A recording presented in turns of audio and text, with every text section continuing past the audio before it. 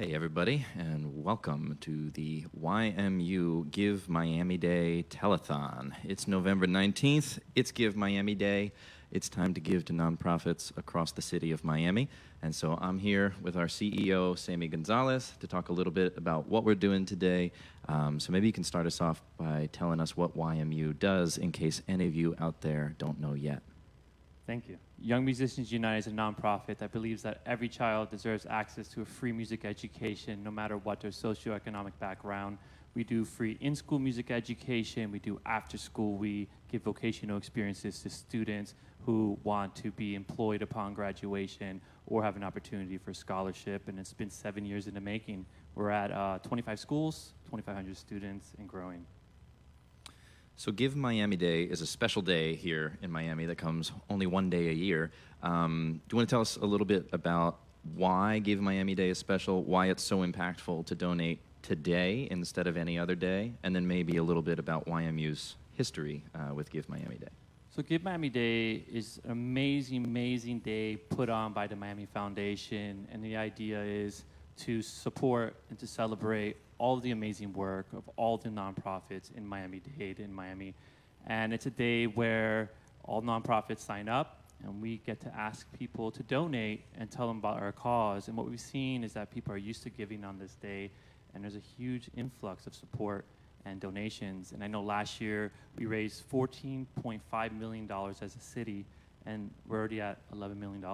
So people you're saying care. All across the city, the people of Miami donated $14.5 million just on Give Miami Day last year. In one day. In one day. That's awesome. And what are we at now? I think we just broke $11 million. That's amazing. Yeah. So that's across hundreds of different nonprofits throughout Miami, all amazing causes. And for us in particular, this year our goal is how much? Our goal is $30,000 this year. And we have a match from Amicon Construction. Once we hit 25, they're going to let go of $5,000 for us. So total, that would make $35,000 that we're trying to raise all together, right? No, that's from your mouth to God's ears. Okay, let's go.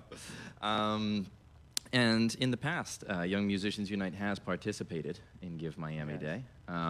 It's been a great thing for us to see so many kind of grassroots supporters coming together, because Give Miami Day across the board, these are mostly small donations, right? These are not foundations and grant style giving. This is grassroots giving, individual donations from people who have been affected by music in their life. Yeah, you have people that truly care about Young Musicians Unite. They've seen the impact of it from their children to other children to seeing performances in the community.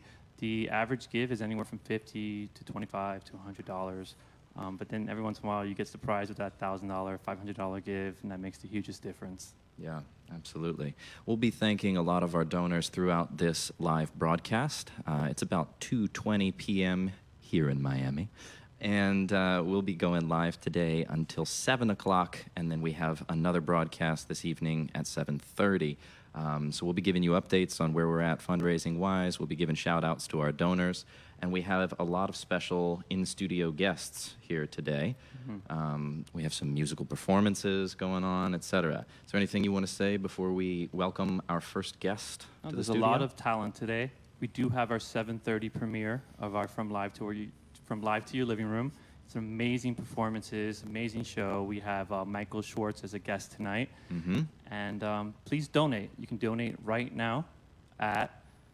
It's ymu.life/Give Miami Day. You can go to ymu.life/Give Miami Day, and you can make your donation now to Young Musicians Unite, anywhere from $25 and up. Mm-hmm.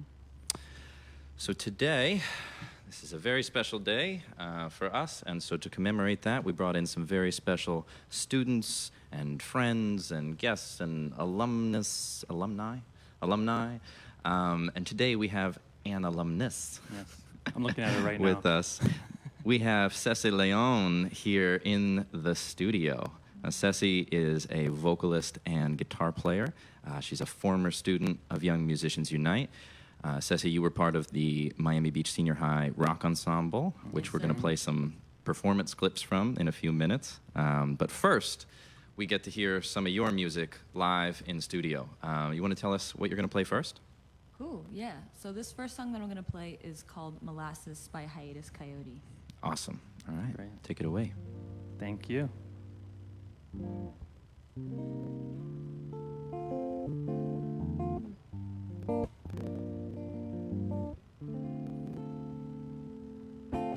Might not get your head, might not get any better. Might not get your head, might not get any better. Might not get your head, might not get any better. Might not get your head, might not get any better. You the one top relic with an armored heart. Oh, Cala of sofa banished to a single art. Porcelain smolder, and don't forget your state of the art. Buried deep in the soil, selfless or die. You could be a compass red, so bountiful. It could be the opposing opinion. It could be the point of traction bound to all. It could be the point of letting it go. It could be a compass rare and so bountiful. It could be the opposing opinion. It could be the point of traction bound to all. It could be the point of letting it go. Running with my eyes closed, blinding the linens with the focus. Running with my eyes closed, blinding on this in the woodwork. I see cocoa brown, mechanical and frail. How do I desolate, built to the rage? Are you the one on top, relic with an armored heart? Oh, color of sofa banished to a single arc. Oh, porcelain smolder, and don't forget your state of the art. Buried deep in the soil, selfless or die. Might not get any better, get any better. Oh, better, might not get any better, get any better. Oh, better, baby,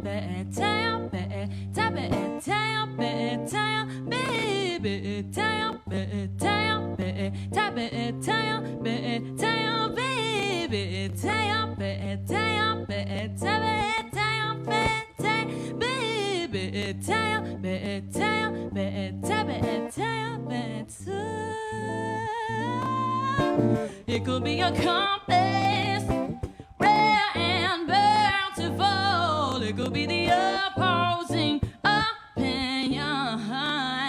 Oh, it could be the point of traction bound to all. It could be the point of letting it go. It could be a compass and so bountiful. It could be the opposing opinion.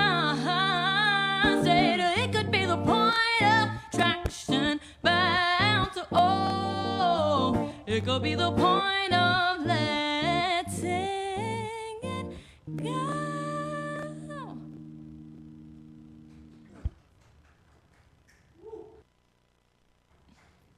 Awesome. Very cool. So great. Ceci, thanks for being in studio with us today. Thank you for joining us. Thank you for having me. Oh, yeah. Before we go ahead. You've gone to work with Ceci. I've gone to work with Ceci in different capacities, right? Yeah. I got to work with her at the Miami Beach Senior High Rock Ensemble. Mm-hmm. Amazing singer and crushed. And you, a lot of different experiences. Yeah, I mean, I've played some music with Ceci recently. I've been her teacher on the guitar, and I've coached some ensembles that she's been in. I produced a single that she wrote that came out on this past Friday, November the 13th. Oh yeah. Which was amazing. That's called, actually, Ceci, what's that called? You want to tell us a little bit about your song? Yeah, sure. So that song is called Make It Easy.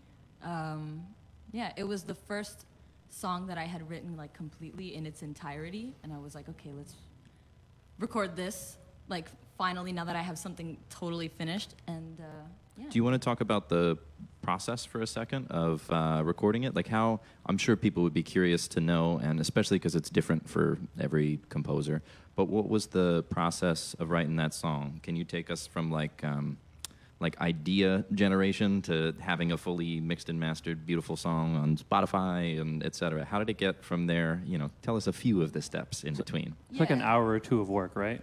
Yeah. Not much? Super easy. A little afternoon project. Yeah, like 15 minutes is fine. No, well, from the very beginning, it was a song that I had like literally just a bass line for, and that was it. That was all that I had, and from there, I was It's a just kind funky of bass adding line. chords. It was like the good part of the song that I was like, yes, this is what I like. But yeah, from there I was kind of just adding chords, and I had it in my back pocket for quite some time. And then, you know, things happened in my life, and I'm like, ooh, I'm sad. I can write about this. so yeah, that was that. Okay. Pretty Funny, much. I always tell parents, they're like, why doesn't my kid write music? I said, when their heart breaks, they'll start to write music. It'll happen, just wait. Yeah. It's a symptom of something else. Yeah. No, it is kind of, I know personally, for me, having music as an outlet for things like that it has always been an important part of my life. But on the other hand, there's a lot of craft that goes into it too. And I don't know if everybody always understands how that goes.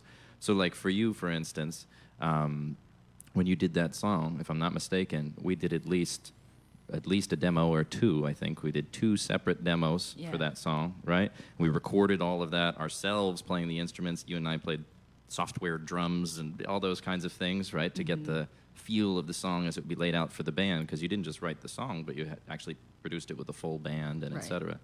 You want to talk about some of the people that you worked with in the studio on that, and kind of what their roles were, how you know them, et cetera? Some of those musicians. On the bass. That's Sammy right. on the bass, yes. So I've played in a band called Lotus Jazz Quartet that Zach has been kind of like helping us and directing us and coaching us and stuff. So I know Brianna Acevedo, Christian Acevedo, and Sydney Greenwald on keys, drums, and bass, respectively. Yeah, I mean, I've known them all for years, and now we're finally like getting the opportunity to kind of play together like in a band. It's very cool. So Awesome. yeah. Did we tease all of that for nothing? I don't know. Which song are you playing next? Yeah, no, I mean, I have to play that one now, right? Okay, perfect. So this is, without further ado, this is Make It Easy, an original by Ceci Leon, available on, the music video is available on YouTube, the song's available on Spotify, Apple Music, everywhere you can find music. All right.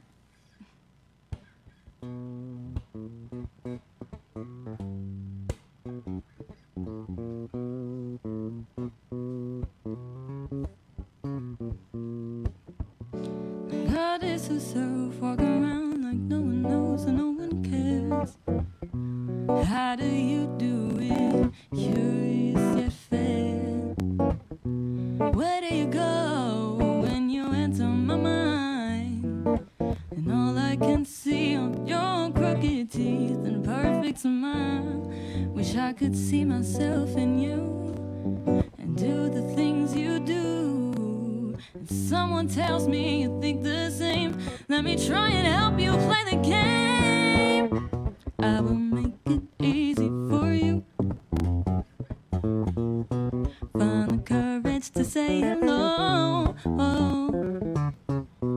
I'll admit this curiosity is giving me hope, but I don't know what I'm waiting for. So close yet so far away. You're right there, but I can't find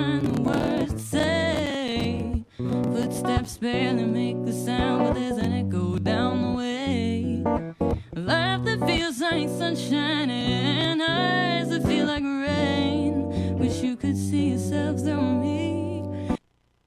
Angel walks my dreams, but you don't think I feel that way. Let me try and help you play the game. I will make it easy for you. Find the courage to say hello. I'll admit this curiosity is giving me hope. Oh, but I don't know what I'm waiting for. I'm so sick of burning daylight. Static energy won't flow no more. I'll admit the stress is killing me, but you won't approach. Oh, but I don't know what I'm waiting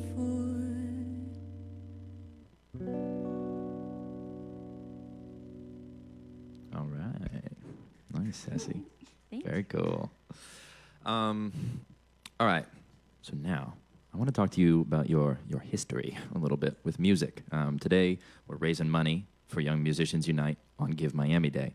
So I feel like the people who are donating, who are supporting us, they're people who have seen an effect in their life from music, right? Mm-hmm. So from your perspective, I want to hear how music has changed your life. So let's start off with when you began. How did you get started playing with music, and what instruments did you start on, etc.? Oh boy, yeah. I've been playing music for pretty much, I guess, as long as I can remember. I started playing piano when I was around like 5 years old, like very on and off, but mostly classical piano. So that's what I was studying at the time, and it just wasn't really like my thing. But I was enjoying it because it was still music and I was still getting to like create things. But ultimately, it's not really what I wanted to do.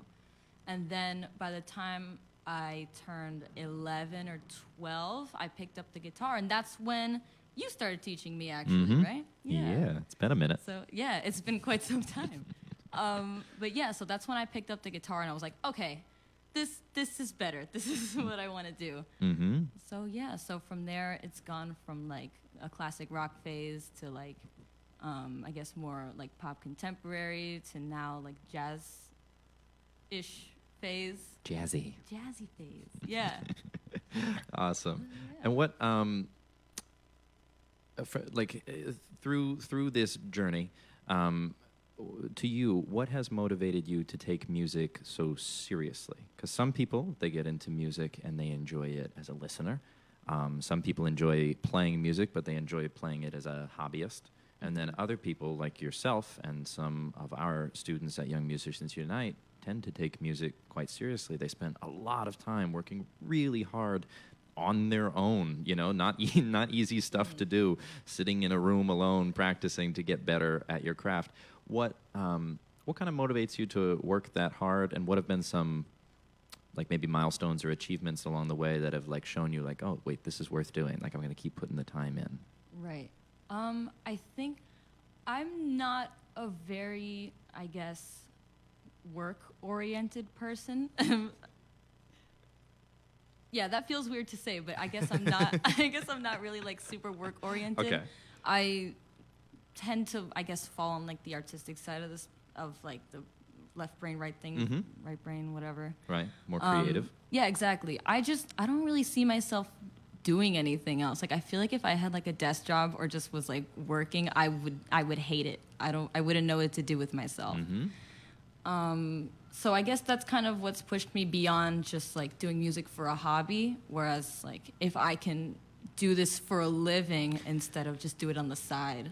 Yeah. You know what I mean? Can I ask you, some people look at music and or any creative endeavor, right? And they go, oh, okay, I would love to do that, but it must be really hard to, do that in such a way that you can support yourself, do that in a way that it's fulfilling for you, et cetera. And they're right. I mean, that does take a lot of effort, and it doesn't happen for everybody.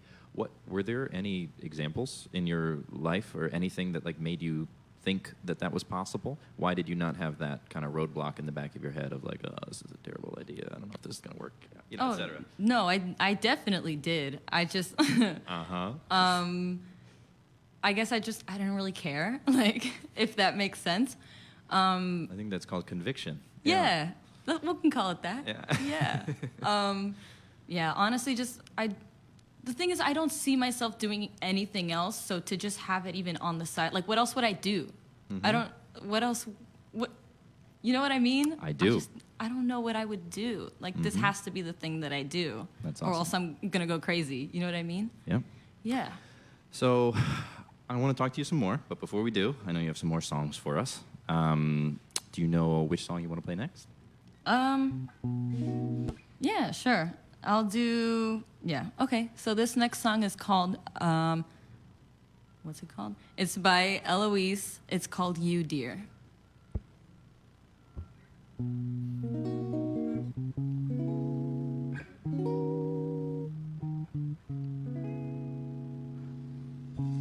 I've spent a lot of time looking out of hotel windows, seen the trees concave where that Colorado wind blows.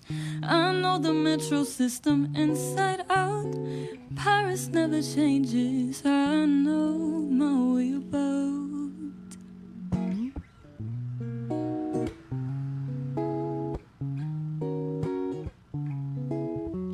If only I said no when you asked me to dances. I pulled away, you whispered stay. I was in a trance.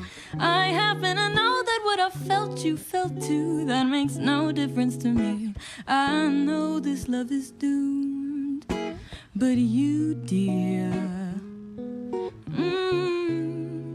I didn't think I'd find you here. Oh, roaming in the corners of my mind. Well, in there you'll find a note that I wrote the other day. Don't read it, just leave it. It might give me away.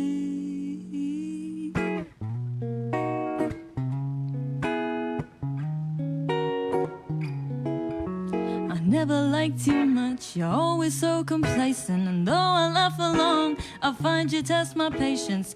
Sure, I have less fun when you are not around. And when I come to think of it, my feet don't touch the ground. But you, dear, I didn't think I'd find you here. Oh, roaming in the corners of my mind. Well, in there you'll find a note that I wrote the other day. Don't read it, just leave it. It might give me away. Why was it you my heart cried for? You were everything I didn't need, just the book I was told I should read. Never looked close enough to see that you were standing there with your heart on your sleeve right from the start, competing for my heart. But you, dear, I didn't think I'd find you here. Roaming in the corners of my mind. Well, in there you'll find a note that I wrote the other day. Don't read it, just leave it. It might give me away.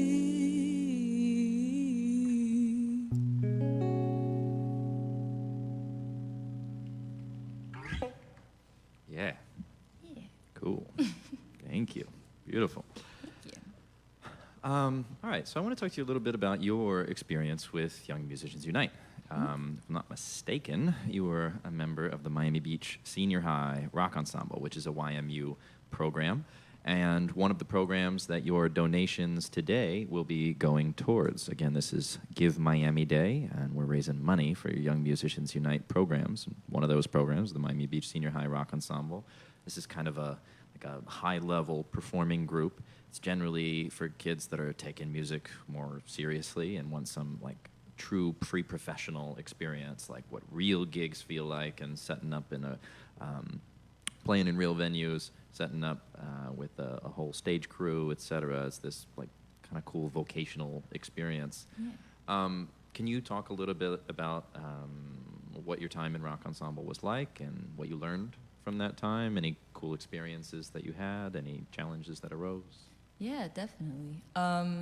Yeah, Rock Ensemble was really cool. I met a lot of like the main musicians that I work with now. That's actually where I met Sydney Greenwald, Sydney on the bass, who did the bass for the song that I just released. And now I play with her in the Lotus Jazz Quartet, and I play with her like separately. So yeah, she's super cool. I've met a lot of just really amazing like musicians that I still like talk to and work with. Everybody's really dedicated. It's very cool. Yeah. Awesome. Were there, I know Rock Ensemble performs a lot. Were there any cool venues or cool performances or any one show that kind of stuck out or was a highlight from that time? Oh, I don't know about one show that stuck out. Every show was honestly just really cool. We did, every year we did the Youth Music Festival at the North Beach Band Shell.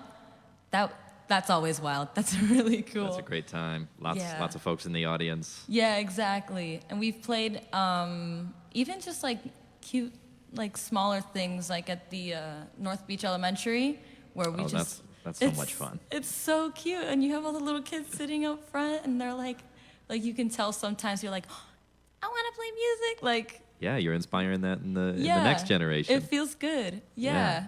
That is a good feeling. That's definitely a good feeling. I'm curious then to talk to you, since you are someone who's performed for a long time. Do you remember your very first performance experience? Yes. Oh boy. How'd that go? Oh, it didn't go good. Well, I remember my first like performance when I was like 5 years old and like doing the piano. I don't know if that counts, but then I have like absolutely my first like real one where I actually like played. Because when I was 5 years old, I was doing piano, and I remember my whole family showed up, and they were just there to see me play like Twinkle Twinkle Little Star or whatever. And I got really scared and I cried and I ran off the stage and I didn't play. So that was my 5-year-old experience. Okay. Well, but that's actually, if I can stop you there, that's a cool thing, right? Because now, how many performances would you say you've done since then? I cannot even count. So many. Hundreds and hundreds and hundreds. Probably. Right? At least multiple hundreds, if not thousands. So, I think a lot of people maybe have stepped onto stage, even other students from Young Musicians Unite who might be watching this now have stepped onto stage before and maybe felt that feeling that you felt the first time. So I'm curious to know two things. Number one, what helped you get from point A to point B with performing? And number two, are there any performances in particular now that you look back upon as like, are there any kind of milestone performances that when you went on stage you felt like, oh wait, I belong here, like this is right now? Mm-hmm. Can you speak to that transition a little bit? Yeah, it was definitely a weird one, because really the only way to get used to it is to just do it. Mm-hmm. Like there's no really like, oh, dip your toes in the water and see if it's like no, you have to like actually just go on stage and do something to know what it feels like. There isn't really like a gradual thing. So I did a lot of like mini little shows when I was really young, like in front of like some family and some friends. So like not really like a performance, but just kind of like with people.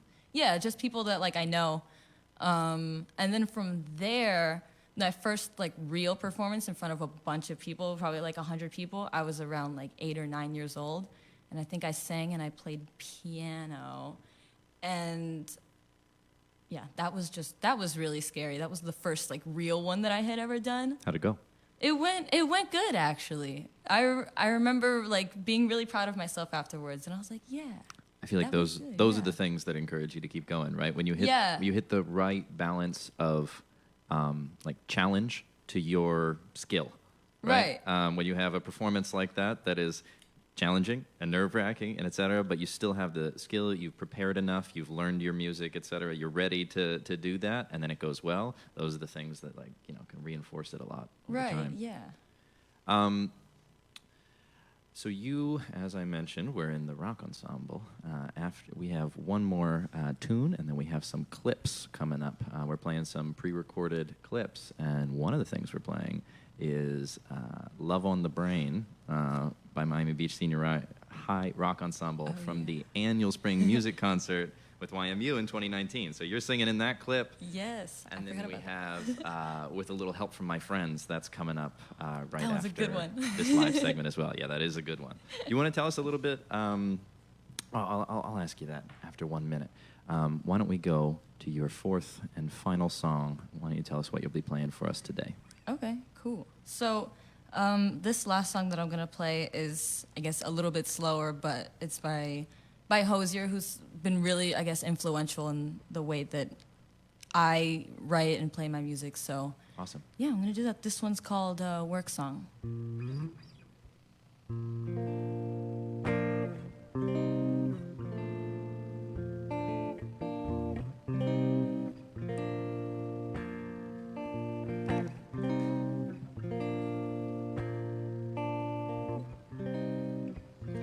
Boys working on empty.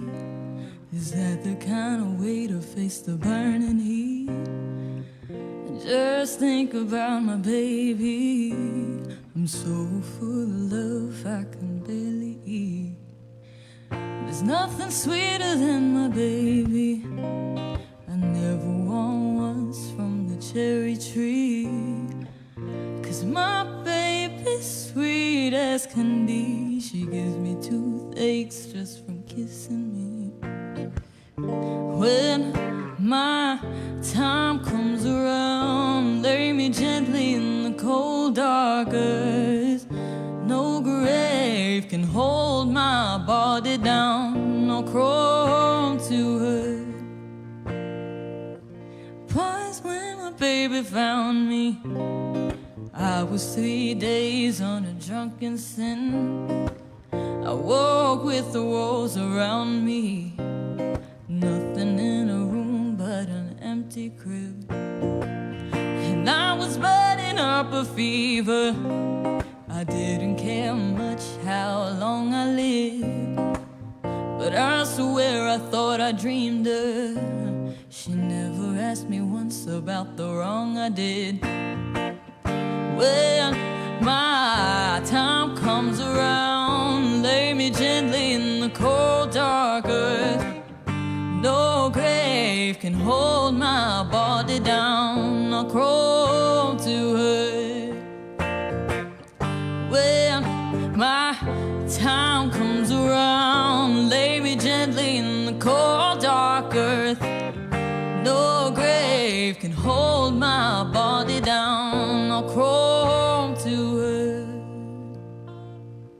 My babe would never fret none about what my hands and my body done. If the Lord don't forgive me, I'd still have my baby and my babe would have me. When I was kissing on my baby, and she put her love down soft and sweet. In the moonlit light I was free. Heaven and hell were words to me. When my time comes around, lay me gently in the cold dark earth. No grave can hold my body down, I'll crawl to her. When my time comes around, lay me gently in the cold dark earth. No grave can hold my body down, I'll crawl to her.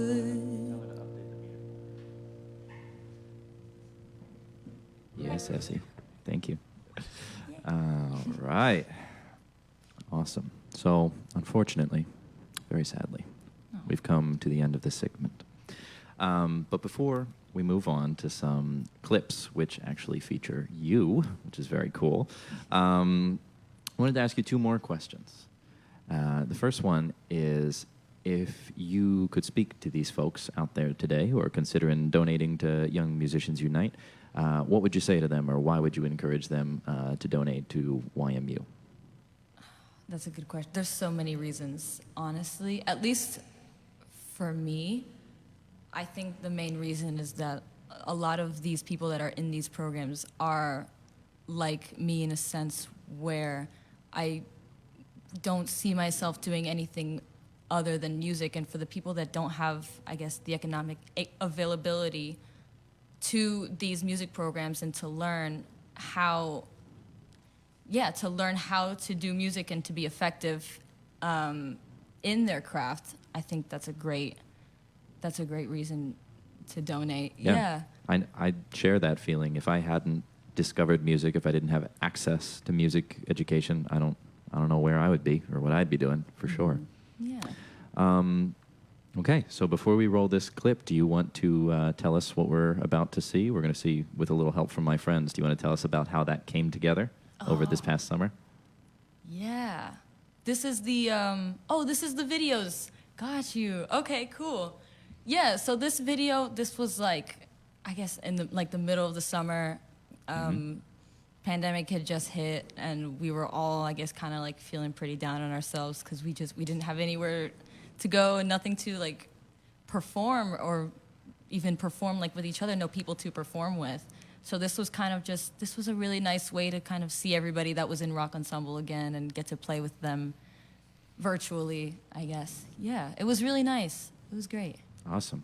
All right. So one more time, if you're joining us now, this is Give Miami Day. Welcome to our telethon. We're live in the studio all day. We're playing some recorded performances for you, some interviews. We have live in-studio performances and interviews and special guests and all kinds of fun things. So we're about to go to this clip now. This is, with a little help from my friends, performed by the Miami Beach Senior High Rock Ensemble. We'll see you soon.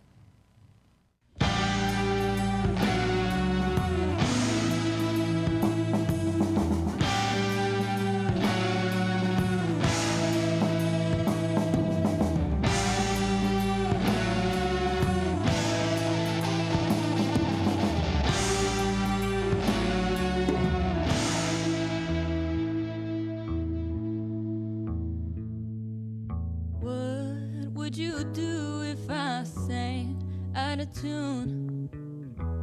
Would you stand up and walk out on me? Lend me your ears and I'll sing you a song. I will try not to sing out of key. Oh baby, I get by.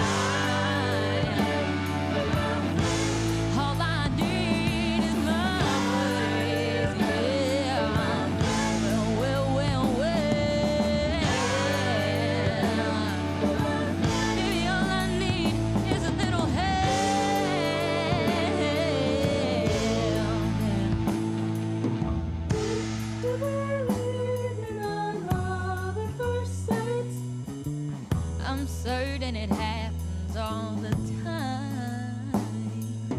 What do you see when you turn off the lights? I couldn't tell you, but it sure feels like mine. I said, baby, it feels like mine. Oh, baby, I couldn't tell you, but it sure feels like mine.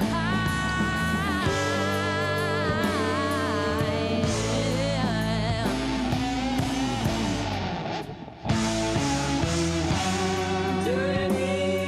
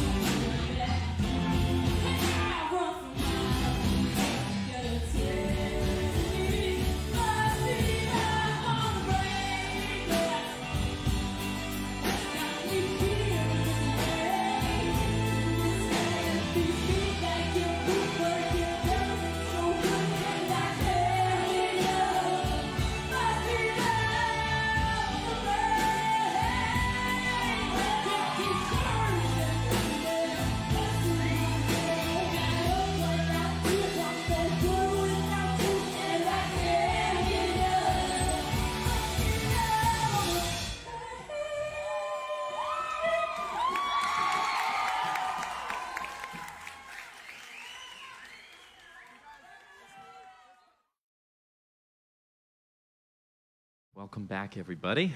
My name's Zach. I'm your host for today for the Young Musicians Unite Telethon for Give Miami Day. We're very excited to be here with you this afternoon, raising money for Young Musicians Unite, alongside hundreds of other nonprofits here in Miami, raising money on Give Miami Day through the incredible system that the Miami Foundation has set up.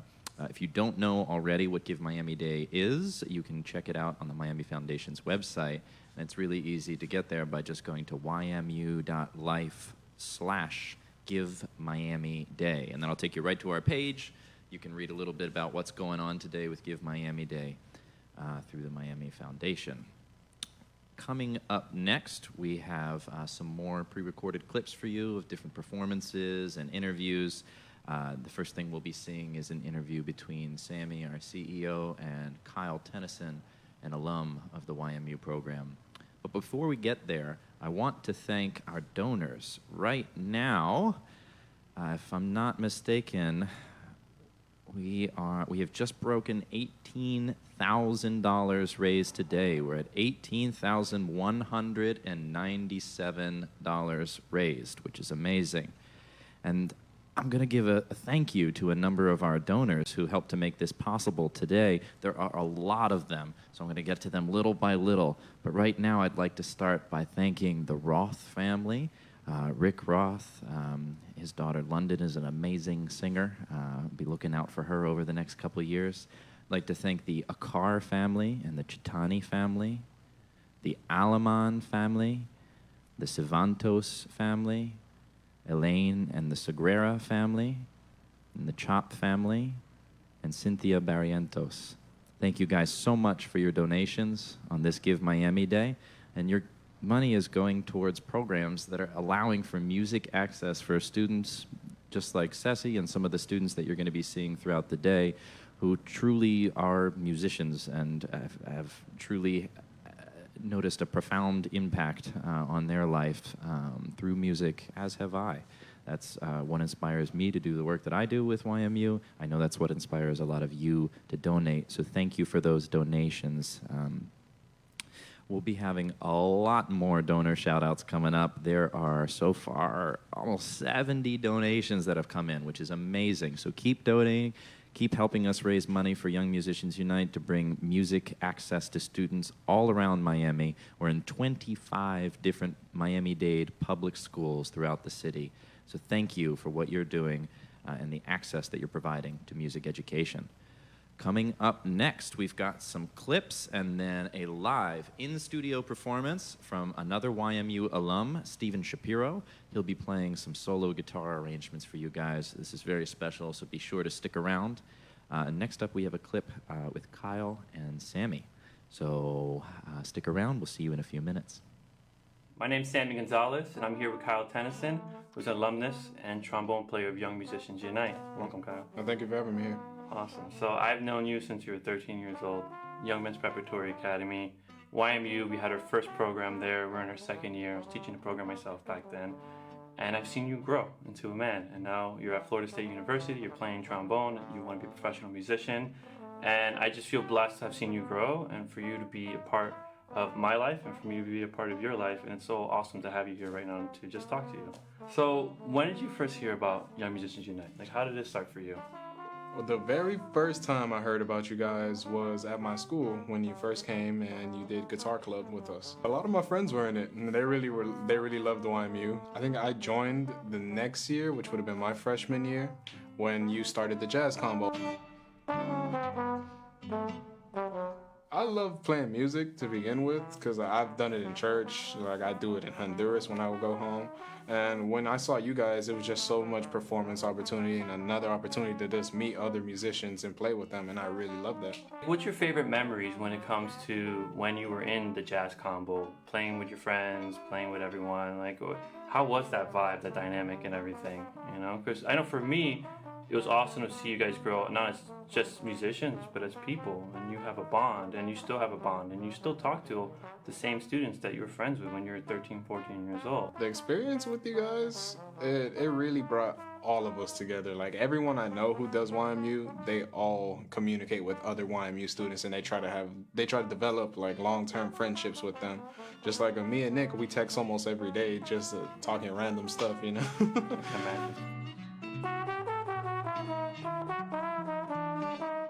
What was your favorite performance? I'd say North Beach Band Show, because at North Beach Band Show, it was just being able to perform on the same stage as so many great musicians that do so every year at Ground Up Festival, like Snarky Puppy, Chris Potter. And like I really just enjoyed being in that same environment. So you're in the program, working with people. What are some of your favorite mentors from that? My 3 favorite mentors from YMU have to be Alex White, John Cause, and Javier Nero. Javier Nero was the first jazz trombonist who I met who really put me on track to be a jazz trombonist. Like he really got me into Curtis Fuller, J.J. Johnson, just a few different trombone names. And he really helped to show me what I have to do in order to really get to the next level of playing. And he still does. Like I still take lessons with him sometimes. We were getting to work with John Cause, and he makes the most amazing Haitian original music. You want to talk about that a little bit? I loved all of his original music because it really gave us a different side of jazz, and it really gave us a different writing style. John's melodies, his rhythms, the harmony, it was really all, I wouldn't say complex on a level that we couldn't handle it, but it was complex enough to be different from what was out there and what we were already used to, and I really enjoyed it. And what about Alex White's? Like, how was working with him? 'Cause that was your senior year. With Alex, I really enjoyed it. Like, Alex focused more with us on our abilities on our instrument. Alex was more so as like, yeah, over this would be nice, this would be nice. Like, these are the type of things that you should work on, and it'll really help you improvisational-wise. You know he's watching this. Alex is editing all these videos, so you have to watch what you're saying. Man, I love you, Alex. When you first started, you're a little bit hot-tempered. You're always in trouble. Yep. Every time I turn around, there's something going on. But then I saw you grow slowly. And you went from being next to me to really getting along with all the kids. By the time you're in your senior year, you were always working with kids. You were always mentoring students. You were teaching them. You would even, when you had time off, I would see you go in and work with the 6th graders and 7th graders on the trombone when you didn't have to do that. So I just want to say, like, that's amazing to see that, to see you grow. And I was super proud of you when I saw that big change. I definitely was hot-headed as a younger age. That's actually why I went to Young Men's to begin with. I just got in so much trouble in elementary school. My mom was like, I'm gonna send you to a school I know you won't like. Once you came into the picture, I just started to see like the bigger side of things. Like there's no reason to be mad all the time. There's no reason to just be yelling at people. Helping other people really made me feel good too, because it helped me realize like, hey, I know what I'm talking about when it comes to this stuff. So if I can teach other people and make them better, why not? Because that's just gonna make the school better as a whole. You had a lot of achievements while you were in high school. I got the Daddario scholarship. And then you got a full ride to Florida State University. Yeah. Awesome. You worked hard for that. Now you're in college. Mm-hmm. Reflecting on that, how has YMU set you up for your college experience? YMU played the biggest role when it comes to me being a musician so far, because I came in with a bunch of performance experience, and that's what it takes to be a jazz musician. Like, you just need to do it. And I literally performed, like, the second day I was in Tallahassee, someone was just like, hey man, you were in the Heat band, one of my friends were there, and they were like, hey, I'm performing somewhere, come with me. Awesome. I was like, awesome. Like, it just really helped me. And I was meeting other freshmen, you know, I was in a JE3 for my first year, and they were all like basically complaining about the same thing. They didn't really have much of an opportunity to perform in their hometowns. They didn't really get out that much. And I was just here like, well, I did all of that thanks to Young Musicians Unite. Like, a lot of people just come around, they don't really have their stuff together music-wise. They don't have their lives together, as in like they're not making sure that they can be in places on time. They're not making sure that they can get to and from places responsibly. That's what we're here for, right? We want to make sure that students have opportunities to play music that they should have the opportunity for. And it shouldn't matter where they come from. They should be able to have options for different genres, right? Yeah. Different mentors, different people in their lives that care about them. I'd say that the most important thing that I learned from YMU though is don't be afraid to ask. Like, my trombone professor, me and him are really close right now. Cool. Like, I'm always asking him things, and not only just musically, but on the professional side of music too. Like, what were you doing when you first started getting out in the scene? What are some things who are people you perform with that really helped you? Like, Asking questions is really what helps transfer knowledge to other people. You're living your life, you're an adult. What's the most fulfilling part of your life right now? Honestly, for me, it's playing music because I just love music that much. It's just that big to me. Listening to music in and of itself is just, I love it. I listen to all types of music. I don't really discriminate. You can put on anything. I'll jam to it. I'll just be like, hey, I heard that. It's a 251 right there, you know? What are some things that you're thankful for? I'm thankful for you, first off. Oh, I'm really thankful for you, man. You've really helped me out a lot. Another thing I'll be thankful for is to everyone who donates to YMU because, yeah, honestly, thank you. We had nothing. And with that nothing, within 3 years, we're like 10 different schools? 25 schools, 2,500 students this year. 25 schools, When you started, it was students. 10 students at one school.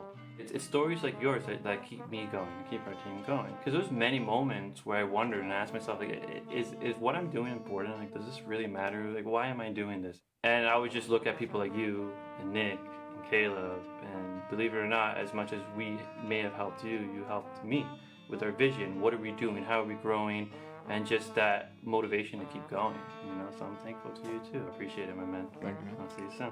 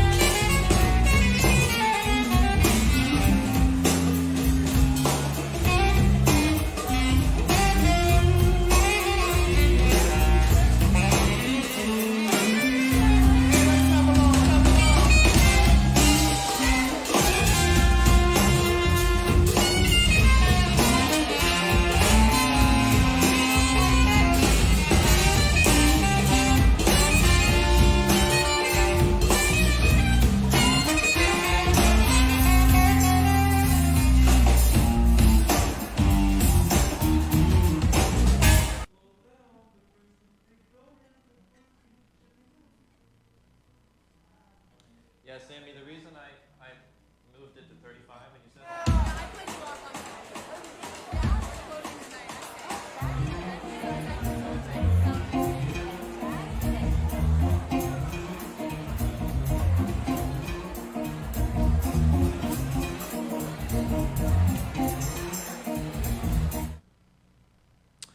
All right, everybody.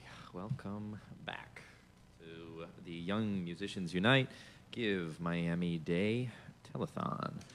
We're here live in studio, broadcasting to you. I think something weird just happened where I came on screen for a second talking to some people, so we're not faking it. We're live. We're really live. So today we have, we have all sorts of cool things happening. It's Give Miami Day, so we're raising money for free music education throughout Miami-Dade. That's what we do here at Young Musicians Unite. We provide free music education to over 25 public schools in Miami-Dade. Right now on Give Miami Day, it's 3:27 p.m., and we've raised $18,412. We've moved our goal up to $35,000 for the day, so please donate at ymu.life/GiveMiamiDay to help us reach that goal. Thank you. Thank you to all of our donors. I'll be listing a few of them next. I'm going to make sure to give a shout out to every donor. Thank you guys so much for making this happen today. Just so you know, we're streaming right now with this telethon live until 7 o'clock, and then we're right back at 7:30 with the third monthly episode of From Live to Your Living Room, our monthly web series. There's a lot of cool performances and interviews in that, and I've got Steven Shapiro here in studio with me now, coming up next, right after I give a very, very special shout-out to our donors. So let's start by saying thank you to Jessica Cassine and the Cassine family. The Cassines have some amazing musicians in their family as well. There's the dad plays guitar, Ezra. I'm looking at you. Both of their sons play guitar and bass. Very special to have a donation from them today. Thank you to the Corzo family, another amazing musical family. Alex Corzo on bass. Thank you to the Frankel family. To the Kaplan family. We're about to see Lily Kaplan herself in studio live in a few hours, so stick around for that. We've had a few anonymous donations today, so thank you. If you're out there and you didn't want a shout out, thank you anyway. We really, really, really appreciate it. Thank you to the Gans family, another musical family. Thank you to Mauricio Lavie. Thank you to the Noam family. Oh boy, I'm going to do my best. Thank you to Tracy Gilliatin. Thank you for your donation, Tracy. I want to say thank you to John Flickinger. John is a great supporter of YMU and has been instrumental in Beacon College Prep, a wonderful program that we work with. Thank you to Melanie Greenwald and the Greenwald family. The Greenwald family has been amazing supporters of YMU. And you're going to see a number of performances with their children today. Thank you to the Rosenberg family. Thank you to Daniel Lewis and the Lewis family. Thank you to Carrie and Antoinette Zell and the Zell family. Thank you for your support. And finally, a big shout out and thank you to Susan Leitner and the Leitner and Moskowitz family. In fact, their son Logan is a phenomenal bass player. So many people with music in their lives giving donations. This is so exciting. All right. Well, next up, we have a special treat for everybody. That clip that you just heard, that was the Jazz Collective playing Grown Folks by Snarky Puppy. And we have one of the former members of the Jazz Collective. That performance was from 2019. He's now since graduated and moved on to the world of being a professional musician. We are very lucky to have Steven Shapiro in studio with us today. Steven, welcome. Thank you for having me. I appreciate it. Absolutely, man. I'm excited to hear some of the music that you're about to make for us. Before we start, maybe you can tell us a little bit about yourself, how old you are, maybe when you started playing music. For stuff sure. like that. So my name's Steven Shapiro. I am 19 years old. I have been born and raised in Miami my entire life. I've been playing music and in bands around Miami my entire life, a lot of it with Zach. And I love doing a lot of classical stuff. I love making my own arrangements, not only for solo classical guitar, but also for bands, etc. Awesome. That kind of stuff. And you do a lot of arranging work. You like to, just so everybody knows what that means, maybe some non-musicians out there, you like to basically take songs and then put your own stamp on them, right? Make the Steven Shapiro version of that song. Exactly. Or actually, you do a lot of work on social media too. What's your? Yes. It's not Steven Shapiro's version of the song. What is your artist moniker and handle on social media? I made it a while ago, but I go by the name Chaos Canine. Chaos Canine, like the dog, right? Yes, sir. Okay, cool. So if you want to see, Steven makes these amazingly, beautiful videos that also sound incredible because they've got his solo guitar arrangements in them. Thank you. Puts them on Instagram and YouTube, and they're a worldwide sensation. So everybody go check out Chaos Canine on the socials. All right, Steven, so you're going to be playing some stuff for us today. Yes. We're very lucky for that. Why don't you tell us about the first song that you're going to be playing? Well, I learned this classical piece a while back. It's called Natalia Vals Venezolano 2 by Antonio Laura, and it's just a beautiful piece. Okay, well, I can't wait to hear it. Take it away. Thank you.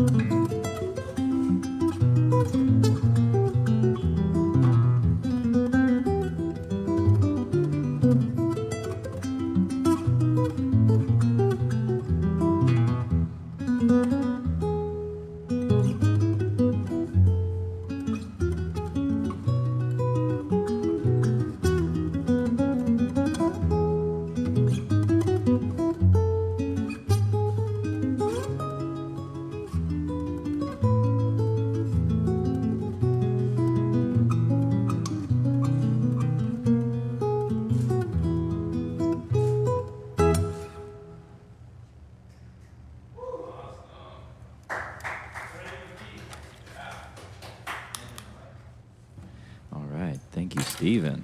That was awesome. Say the name of that song one more time, just so that everybody can look it up if they want to hear that song. What was the name? It's called Natalia Vals Venezolano 2 by Antonio Laura. Antonio Laura. Beautiful. Really, really, really nice. Now, Steven, you play some classical. That was a classical piece, right? You play a lot of other types of music. How would you describe your influences or the music that you're interested in? Is there anything that connects those genres? Yeah, so, since a very, very early age, I've just been fascinated by a lot of movie scores and original soundtracks, and especially video game themes, because I'm a huge nerd. And so a lot of that has a ton of classical elements to it, and so naturally I kind of gravitated towards classical guitar. And so my love for arranging movie soundtracks and video game soundtracks all kind of connected. Awesome. And then you play some jazz music as well. Mm-hmm. How does that, for you, how does that fold in, or what's the difference in playing some jazz music versus this solo guitar, heavily arranged style that you often play in? Well, there's definitely a huge difference with jazz.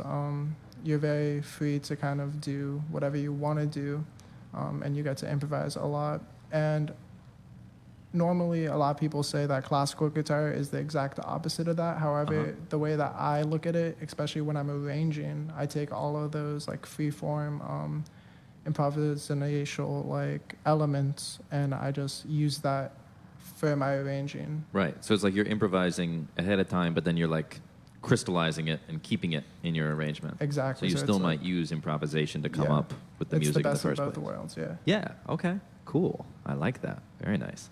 Are there any other guitar players who do solo guitar that have kind of really influenced the way you think about playing solo guitar? Absolutely. I mean, Antonio Laura, like the man who made that, and also that's just one part of like a 3 series that he has. There's Vals Venezuela 1, 2, and 3. Okay. So he has just been a huge inspiration. Mm-hmm. But also Joe Pass, he's a jazz guitarist, but he does his own chord melodies and arrangements, and it's insane. Those it's beautiful. It's no secret to anybody who knows me. Joe Pass is the reason I started playing the guitar and playing jazz, and one of the biggest reasons I fell in love with jazz music. That's some special stuff. And you were in the Jazz Collective, which was is a YMU program. We have a current member of the Jazz Collective actually who will be performing soon. But you were a member for 1 year, right? Mm-hmm. Okay, great. Your senior year in high school? Yes. Awesome. And the Jazz Collective, for anyone who doesn't know, is an amazing jazz ensemble here at Young Musicians Unite. I have the honor of coaching that ensemble, and the idea is taking what, at least what in our opinion, amounts to the 6 most talented jazz musician students from throughout the city and putting them together in a group where they'll play with each other until they graduate. And it's been a really special thing for me to see all of you guys and what you've gone on to do. If you look at the list of alums from the Jazz Collective in particular, Kyle Tennyson and Nicholas Guerwen and yourself and Marcelo Cox and Christian Acevedo. There we go. I knew I was forgetting somebody. There we go. And Christian, seeing all of you guys and what you're doing is amazing. That's been really cool. I'm curious from your perspective, what was it like playing in the Jazz Collective? What stuck out to you? What stuck out to you about the other people that you were playing with? What you learned from them? What kind of experiences did we have? So, just being in the Jazz Collective, being surrounded by musicians that are better than yourself is just like one of the great motivators to want to practice and want to get better. Yeah. And you just like create like really amazing friendships, especially within the band, because you all are working on the same type of music. You all are constantly motivating one another to get better. And so that was just huge. But personally, my favorite aspect of that whole experience was just playing all around Miami constantly. We play at the Adrian Arts Center, we played at PAM, and you get those experiences, which you can't get elsewhere. So. Yeah, I think that would be, if I were to say, one of the unique things that the Young Musicians Unite program does, especially our after-school ensembles. We're not taking the approach of let's just play some music. It's let's play some music as a band and approach this as a professional ensemble and play real gigs. Absolutely. And do real recordings and truly have that experience. And I think, at least for me, that's what I would have wanted when I was that age, is just like as much as I can get my hands on as far as real tangible experiences in the music world. Absolutely. Were there any gigs in particular that stuck out to you about your time in the Jazz Collective, or any venues that were especially cool for you personally to play? Or definitely the Adrian Arts Center, because like that's like one of the staples of like Miami, especially in the art scene. So just being able to play that like as an actual like professional band with like the other members of the Jazz Collective, that's huge. A lot of people older than the Jazz Collective at that time, they don't get the chance to play it. So that the fact that we were able to do it was super cool. Awesome, man. Well, I think it's time for another song. Yes. Why don't you tell us, you were telling us a little bit before about your love for film scoring music and video game music and et cetera, and I happen to know what's coming next, so I know that that relates. Tell me about what we're about to play and how this solo guitar arrangement kind of came about. Give us the backstory. Yeah, so on my main Instagram page and YouTube, I do mainly, but not exclusively, a ton of video game themes and movie themes and just like a lot of pop culture kind of stuff, because I think that there's such amazing music integrated into like pop culture. And so one of my favorite things to arrange is from the Zelda soundtrack, because I personally think like it beautifully encompasses like a ton of the aesthetic and just everything. You can't have the Zelda games without the Zelda soundtrack, so I mean it just makes it what it is. And so the piece that I'm about to play is called Great Fairy Fountain. It's from Zelda, and so yeah. All right, let's hear it, man. Take it away. Definitely.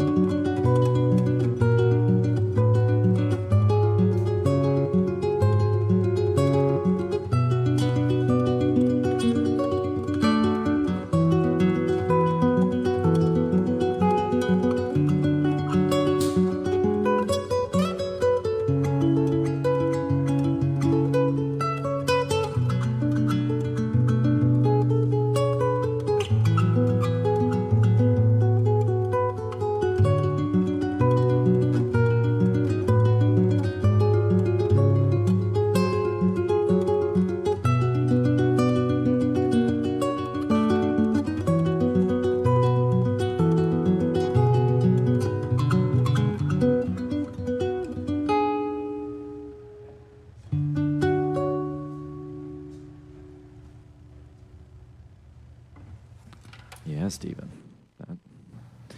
That was awesome, man. Thank you. Thank you. Here, pull that mic up real close to your... Yeah. Yeah, there you go. Perfect. Yeah, okay. That was awesome. Thank you for that.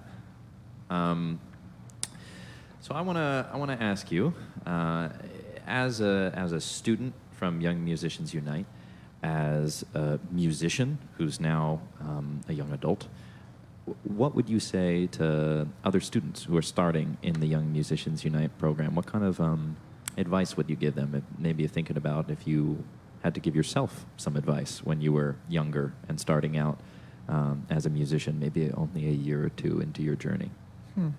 That's definitely a very insightful question.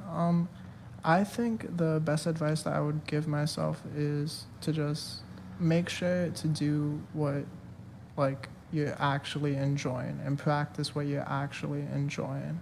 And I feel like a lot of musicians, especially at a very younger age, they get kind of lost. And one of the main reasons why they don't practice, one of the main reasons why they're not motivated is because they're not actually interested in the kind of music that they're playing, especially in the public school system. I mean, that has its own thing. But one of the great things that I loved about YMU is that I love jazz and I love playing in a band, so that really motivated me. And so what I would tell to those kids is to just be in a program that you legitimately enjoy. And I know that's the case in all the YMU bands, so yeah. Yeah, awesome.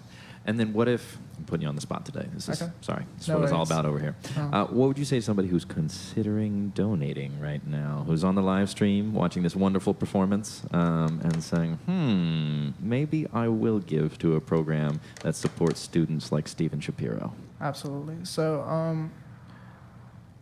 I've been with YMU for quite some time, around a couple years now, and I've not only played in the jazz collective, but I've also had the great pleasure of having the opportunity to mentor kids at schools, and the public school music relationship and music education is a very poor one, honestly. And one of the things that I absolutely love about YMU is they give that opportunity to those kids who would not have the opportunity otherwise. And I want to clarify something too. I mean, I think like everybody in the public school system is doing their best, but the problem is sometimes like it takes a village to make those types of things happen. And so having mentors like yourself, students who have graduated now and are a few years into the world, come back and work with those students inside of the public school system is something really special. So I also want to thank you for what you've been doing to mentor our students. My pleasure. Work behind the scenes and et cetera. We really appreciate it.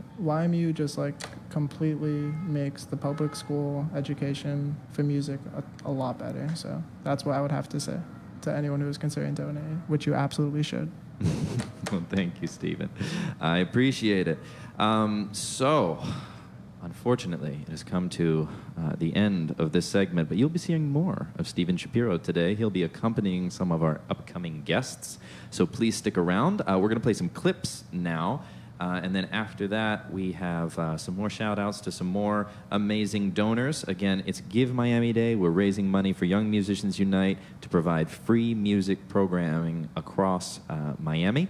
Right now to 25 schools. We're raising money so that we can actually increase our footprint, go beyond the 2,500 students that we have right now and reach an even greater portion of the Miami population and provide them with access to music education. Right now we have $18,549 raised today only, and it's 3:50 p.m., so we have all day to try and hit our goal. We've moved our goal now up to $35,000, so please help us reach our goal of $35,000 today on Give Miami Day. Thank you, Stephen. Thank you for being here.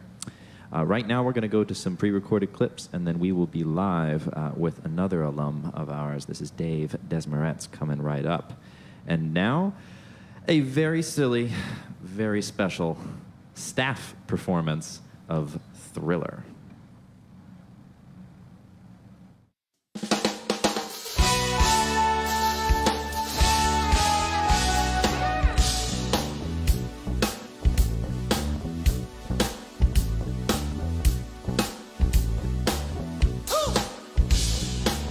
It's close to midnight.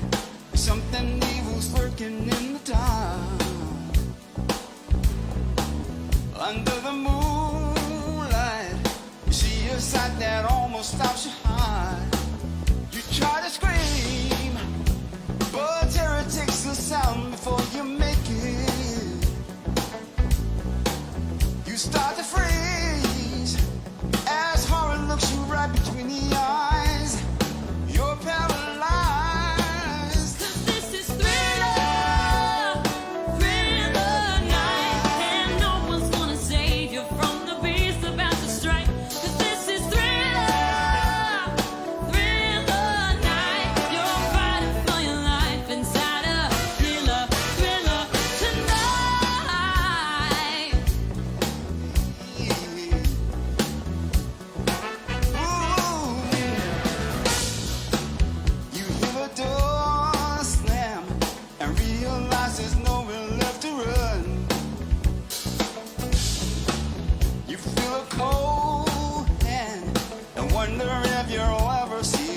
son.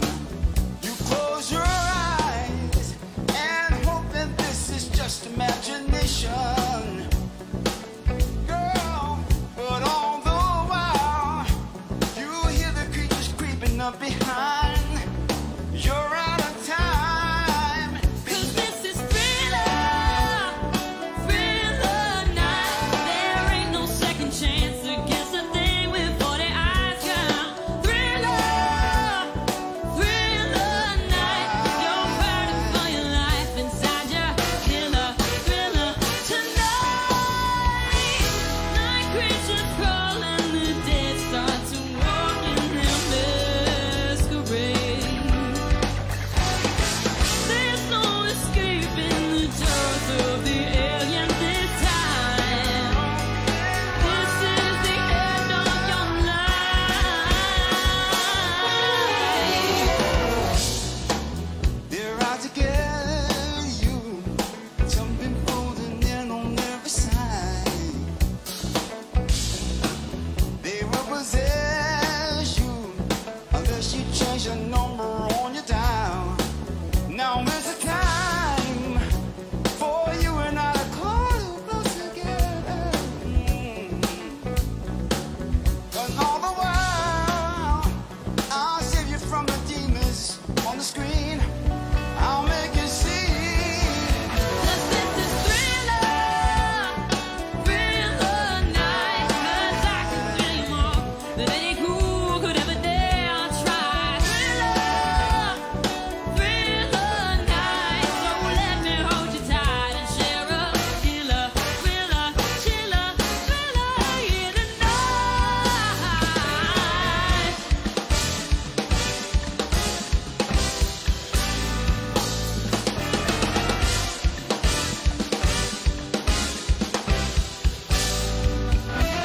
This is Thriller, Thriller night. Girl, I can thrill you more than any ghoul could ever dare try. Thriller, Thriller night. So let me hold you tight inside a killer, thriller tonight.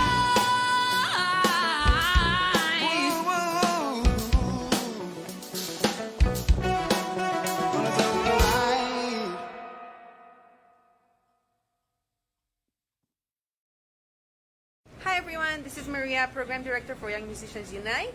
Today is one of our instrument pickup days and I want to take you guys along with us. So let's get some instruments to our students.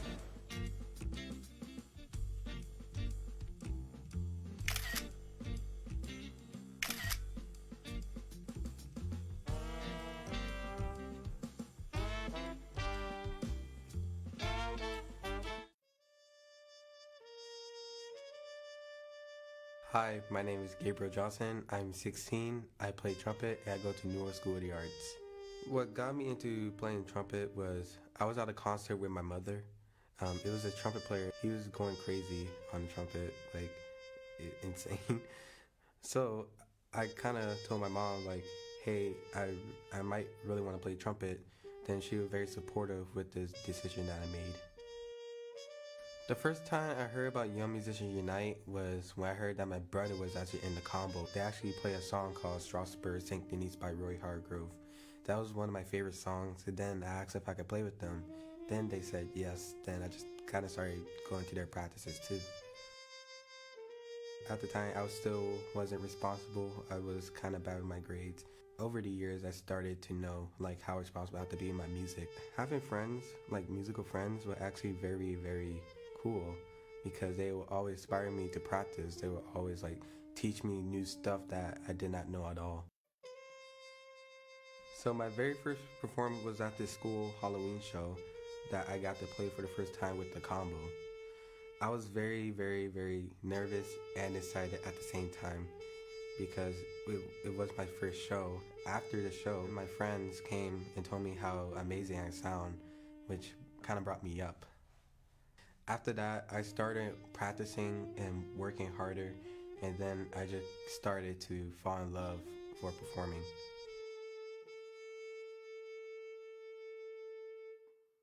I wanted to go to a school called Newark School of the Arts. It was a really good school. I started working really hard, practicing a lot every day and night. YMU saw how much I was practicing, then got me lessons with New World Symphony and with different fellows that were amazing teachers. So I was at New World School of the Arts audition day for the classical. I felt really confident while I was coming in and out because I felt like I was really good for my repertoire in classical. But the day for jazz, when I had to audition, I felt confident going in, but coming out, I felt really disappointed. I guess my mom got the call. Well, I wasn't around, and she was very happy for me, but I still didn't know about it at all. So it was one day when I got a package in the mail. My mom gave it to me, then she told me to open it. The first thing I saw was New World School of the Arts registration form. I was so happy that day.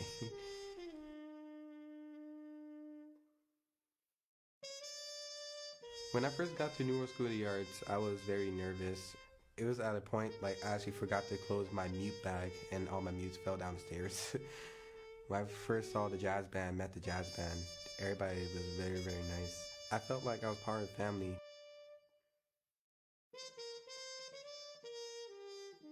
YMU helped me with all the challenges that would come at me because of the experiences I have in different shows. I didn't really get nervous as I did while I was in 7th grade starting out with my first performance. And also I got to work with great trumpet players like John Cos and the different fellows at New World Symphony. It was like a life-changing thing for me. When I graduate, I want to pursue music and go to Juilliard, Oberlin, or Manhattan School of Music.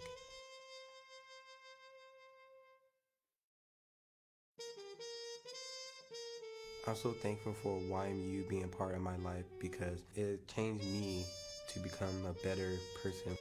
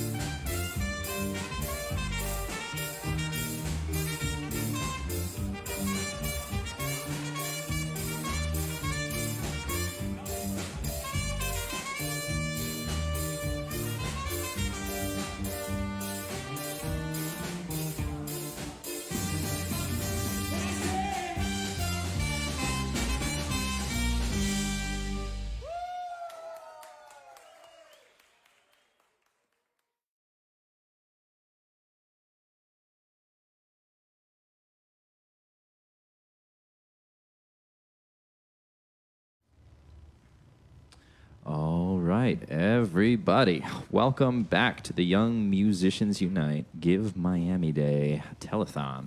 We're very lucky and grateful to have everyone with us today. We have all kinds of fun things happening. We've got live in-studio guests and performance. Dave Desmaretz is coming up, accompanied by Steven Shapiro, who you just heard play some brilliant solo guitar music about half an hour ago. Before that, you heard Ceci, who's sitting here with me now. You're a host. You've been promoted. No, what we're going to do is actually Dave, Steven, Ceci, and myself are all going to play an impromptu song together. We just decided this about 5 minutes ago. Well, actually, Dave knew he was going to play this song, but he's letting us all crash his song, so thank you, Dave. No problem. Right now, we're raising money for Give Miami Day for Young Musicians Unite to provide free music access to students throughout Miami-Dade. Right now, let's give it a refresh. We're at $18,599. Who's going to put us over? Who's going to break the 600 barrier? We're looking. We've moved our goal up to to $35,000 for today. So we're trying to hit $35,000 raised. So please help us do that now by going to youngmusiciansunite.org and clicking on Give Miami Day, or going to ymu.life/Give Give Miami Day. That's ymu.life/Give Miami Day. All right. I'd like to give a thank you to some of our donors. We have quite a few donors right now. And as soon as I can find my... There we go. Oh, yes. I'd like to give a thank you to Marvin Rosenberg and the rest of the Rosenberg family, as well as Dina Mitrani. Thank you guys so much for your donation and your contribution to Young Musicians Unite. I've also got a thank you for Adam Snitzer. A thank you to Paul Castranovo and the Castranovo family. A big thank you to Lindsay Linzer. A thank you to Dana Groden, the Robinson family and Natalie Robinson. A big thank you to Susan Worth for your donation. Jennifer Elegant, thank you for your donation, and Justin Elegant as well, the whole Elegant family. Thank you guys so much. A big thank you to the Savantos family and Joanne. Thank you to, that was Denise Gallardo. Denise, thank you so much. Thank you to Lyra, the Lyra family. This is Alma Lyra, thank you. And finally, thank you to Christina. I want to say Gibellini or Ghibellini, I don't know. But either one, Christina, thank you so much for your donation and supporting Young Musicians Unite today. Your donations are going to support students like we have here in the studio with us tonight. I mean, we don't have any students anymore. These are all alums, but they've been through the program. They've benefited from the program as well as their own hard work and dedication, and it's so just fun to be here hanging with you guys today, seeing the beautiful music that you're putting together. Dave, welcome to the studio, man. Thanks for being here. Happy to be here. So, Dave, you've been a student of Young Musicians Unite, and now you're an alum of Young Musicians Unite. It's good to have you here.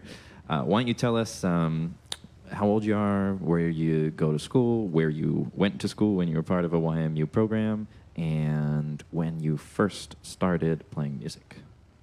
My name is Dave. 20 years old now. Currently, I go to University of Miami, and when I was in YMU, I was at Young Men's Preparatory Academy.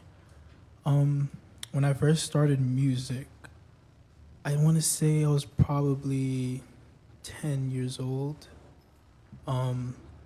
It's actually a pretty funny story because my mom had choir practice one night, and she told me and my brother to like get ready, you're gonna go with me. And I told her that I don't really like music. I like drawing. I don't like music.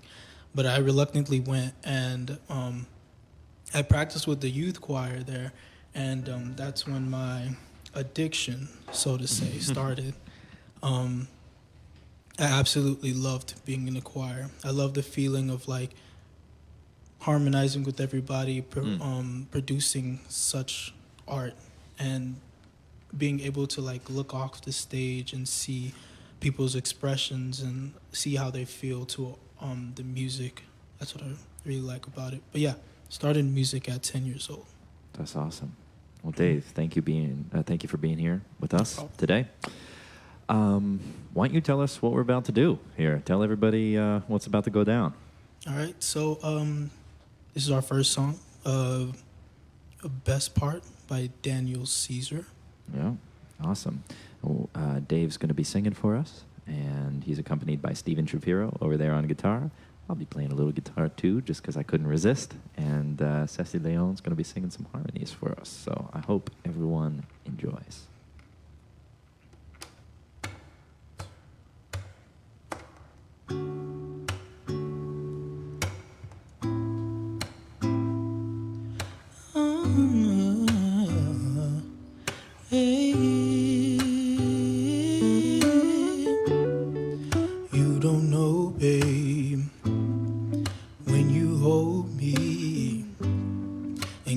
Slowly is the sweetest thing,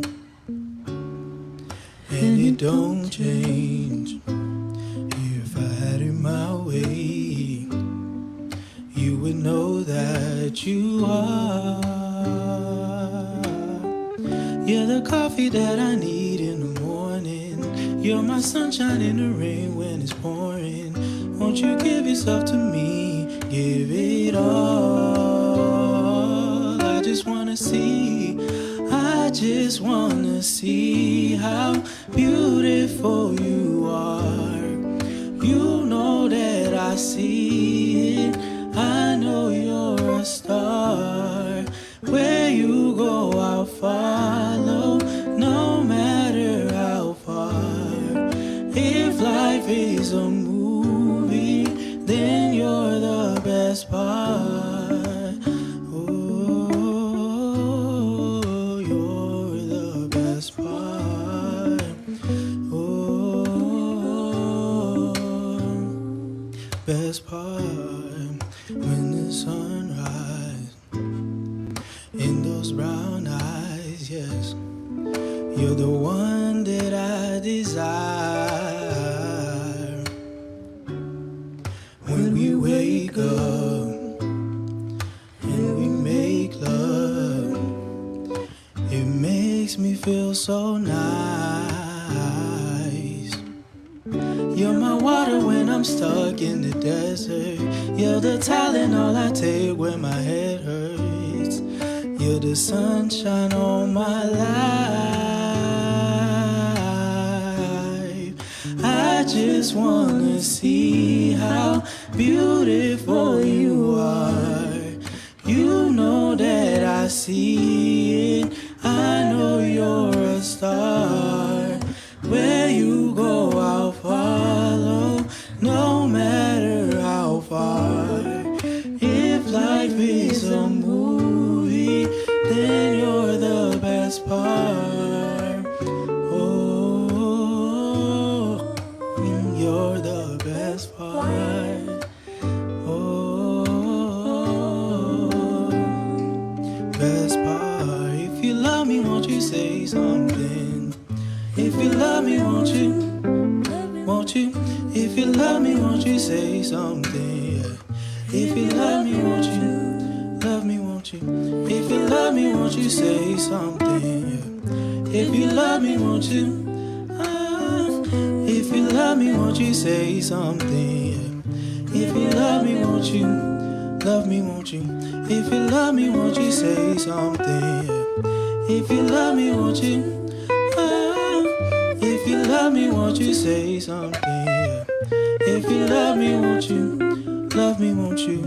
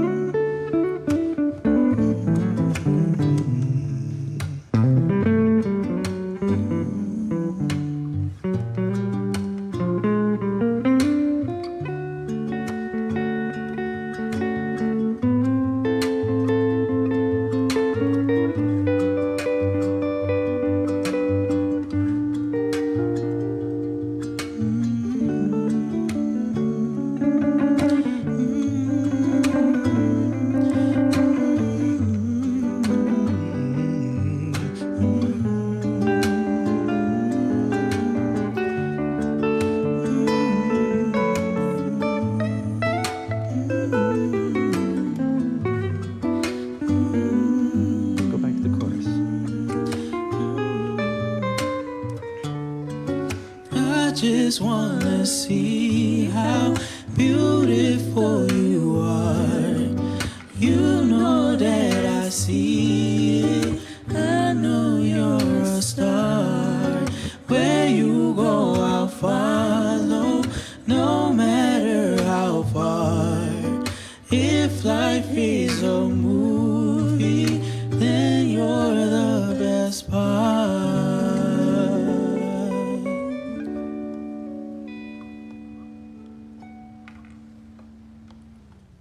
Yeah, Dave. Yeah. All right. Thank you, guys. That was awesome. So, Dave, I want to get to some more music. We'll get there soon, but I want to talk to you for a second and kind of I want you to tell me a little bit about how you came across music. Throughout the day, we've had different alums coming in, and it's been really cool to hear everybody's story because all of you now have been playing music for quite some time, right? You said was it 8 or 10 when you started? 10. 10, yeah. So, and you're 20 now? So Yes. half your life ago, you've been playing music for half your life. Yeah. Yeah, that's awesome, man. So tell me, what inspired you about the first experience you had with choir class and things like that? And then what were the kind of changes in your mindset towards music that took place from 10 years old to 20 years old? Of course, when I first started, I didn't know much about music. It was just like I would sing, I would be in the choir, and I would just like do what the instructor told me to do.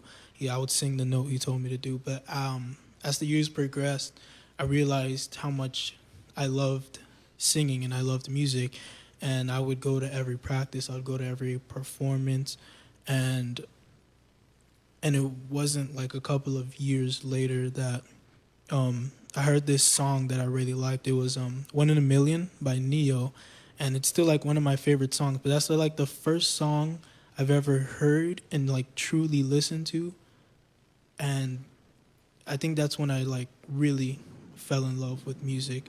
Like, Was there? I'm sorry to interrupt, but No, was there like anything about that tune? No. No.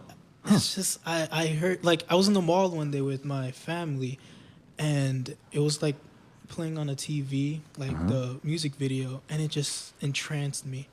Like I was listening to it, and I literally just stood there and watched the whole music video, just like, wow, this sounds like amazing. I love this. That's awesome.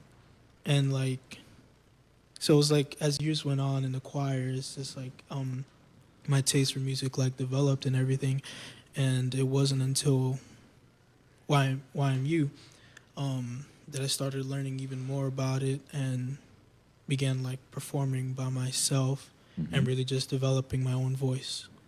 And which YMU programs were you a part of? I was a part of the rock ensemble for The my Wynwood school. Rock Ensemble, yeah. Yeah, the Wynwood Rock Ensemble. I think that's it. Yeah. I was just the lead singer for the Yeah, I remember. Wynwood Rock Ensemble. Yeah. And you, if I'm not mistaken, you guys performed quite a bit when you were in there. I mean, I think it was over the course of maybe 2 years, 3 years that you were singing for that group. 4 years? How long was it? I'd say about. It was only 2 years. 2 years. Okay, Yeah. cool. So over 2 years, you guys performed a lot of different places. Yeah. Was there anything in particular that stuck out to you as a fun performance? Was there anything that stuck out to you as a really challenging or terrifying performance? Any notable memories from your time? I'm not gonna lie to you. They almost all felt the same because it was like my first time like really singing solo. So they all just meshed together because before every performance, my heart was I was just so nervous because there was one time that I did sing solo for my choir and I forgot the words partway through. And I stood there in front of everybody on stage for like a solid second. It was just like, Yep. until my choir director was like, all right, give me the mic. Yeah. And so ever since then, it was just like nerve-wracking to perform. But of course, I got like sort of over it. I still have like the pre-performance jitters, but it's not as bad. Yeah. But yeah. Well, we were talking about this with Ceci and Steven, honestly. This is like a common theme that I think over time, you were saying like you got to just do it, right? So over time, you learn that it's going to be okay when you step on stage. If you have those early experiences where you don't know if it's going to be okay, and then you forget your lyrics in front of everybody, that's that's tough to get over. But funny enough, like from myself to all of you guys to any other musicians I've really ever talked to, they all have an experience like that, like every single one of them, early on in their performance career. But then it's those other sometimes less impactful individual performances, but they build on each other little by little. I'm sure it was a really different choir versus being out as the lead singer in front of the band. Mm-hmm. And I'm sure you kind of had to get used to having the confidence to fill that role. Do you feel like that came natural to you, or was it something you had to work at? Almost definitely did not come naturally. Okay. Because naturally I'm a very shy and reserved person, so it was really hard for me to get on stage and sing solo like that. But like that's one of the things that I want to thank YMU for. Like it helped me build my confidence. It really did. Were there any strategies that were helpful in building that confidence, or was it just the repetition? It was mostly the repetition. Yeah. Absolutely. Do you feel like it was easier or harder to gain that confidence with other students around you who are in a similar position to you? Like if it was just you on your own trying to get up the courage to go on stage versus you with a band of people who you know and et cetera. You feel like there's a difference? It's definitely easier. There's a big difference. Yeah. Because I know there's like behind me, there's like a support group kind of. So like I feel a lot better about performing solo. Yeah. Awesome. Well, Dave, I've really enjoyed talking to you, but I think it's time for some music, man. Okay. Let's do it. All right. So tell us, what are we going to hear next? So this next song is called Put Your Records On by Corin Bailey Ray. Yeah. Yeah. Okay. And again, you'll be accompanied by Steven Shapiro on guitar. And Ceci, are you singing some notes or what's happening? No, we're going with just Dave and Steven on this one. The duo. Here we go. I'm just going to do a 4-measure intro and then just hop on.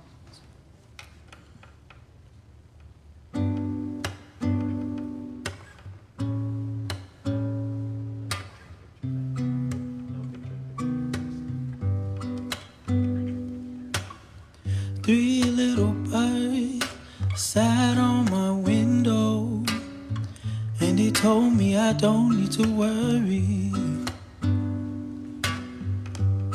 Summer came like cinnamon, so sweet. Little girls double dutch on the concrete. Maybe sometimes we feel afraid, but it's alright.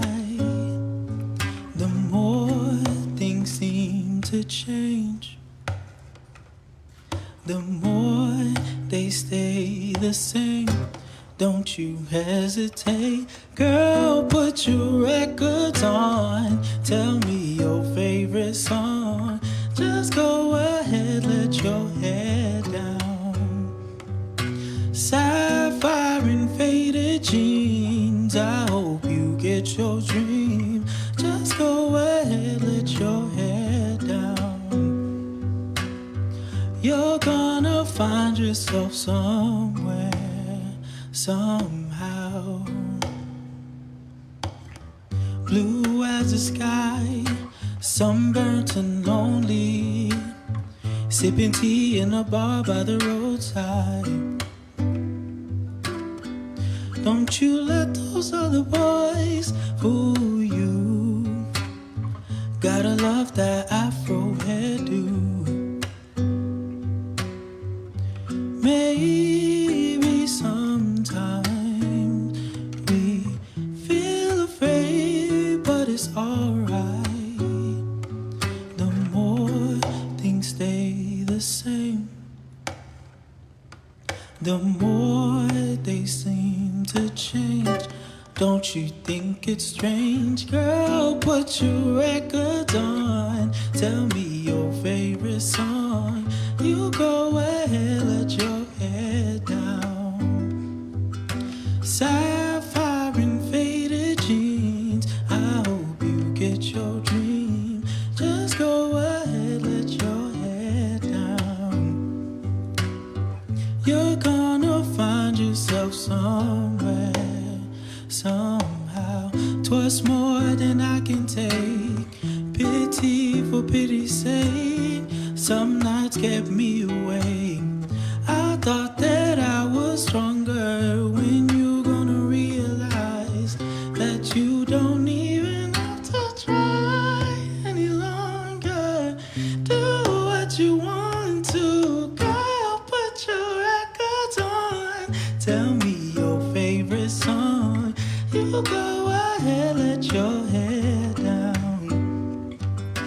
Sapphire and faded jeans. I hope you get your dream. Just go ahead, let your head down. Girl, put your records on. Tell me your favorite song. Just go ahead, let your head down. Sapphire and faded jeans. I hope you get your dream. Just go ahead, let your head down. You're gonna find yourself somewhere, somehow.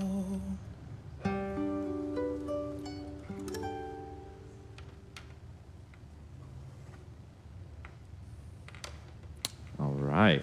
Well done, Dave. Dude, it's so good to hear you again, man. It's been a while. You sound beautiful. Thank you. Beautiful. Wow, that was cool. All right. I hope you guys enjoyed that as much as I did. We're live in studio here with Dave Desmaretz, an alumnus of Young Musicians Unite, being accompanied by Stephen Shapiro, yet another alum and phenomenal musician. It's been a really fun time here in the studio today, getting to hear everybody and getting to raise some money for Young Musicians Unite on Give Miami Day. As some of you may know, Give Miami Day is a day when all throughout Miami, a bunch of nonprofits fundraise together. And so we are one small portion of that group, but we are very thankful for your donations. And one of the people we're thankful to is Amicon Construction. Now, Amicon is our match for the day. So they've provided us a $5,000 match, which means when we reach $25,000, they will release the $5,000 match. So by helping us reach 25, you help us reach 30 right away. And our goal for today is $35,000. So please help us reach our goal of $35,000 and provide free music access to even more students across Miami-Dade. Right now, Young Musicians Unite works with 2,500 students across Miami-Dade, students just like Steven, students just like Dave. So again, thank you guys for being here. Dave, I got to ask you the question I've been asking every guest, all right? Yes. I'm going to put you on the spot. If you got to talk to somebody at home right now who's thinking of donating, they just heard about that Amicon match, and they're like, okay, well, maybe I can help them get to $25,000, and my money's going to go even further because it's matched by an amazing company, but they're still on the fence. What would you tell them? What would you tell them about donating to Young Musicians Unite? Why should they? You should donate most definitely to help this amazing organization because it helps so many students discover who they truly are through learning music, like it has for me. And I hope that it continues to do that for a lot of more students through your donation. Thank you, Dave. Thank you again so much for being here. This has been really, really cool. I hope we get to see each other much sooner than between the last time and now, man. It's been forever. So don't be a stranger, okay? Thank you for being here with us.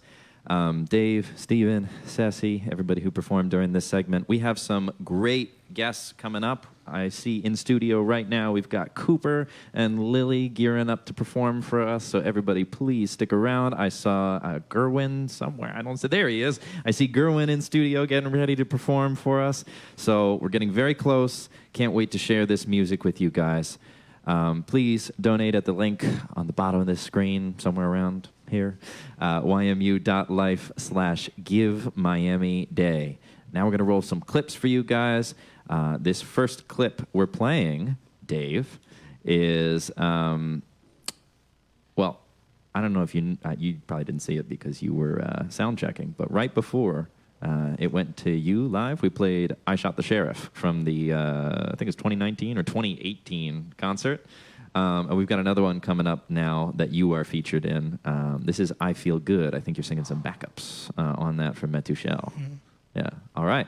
Let's play that clip now, and we will see you guys very shortly. Thanks for tuning in. I feel good.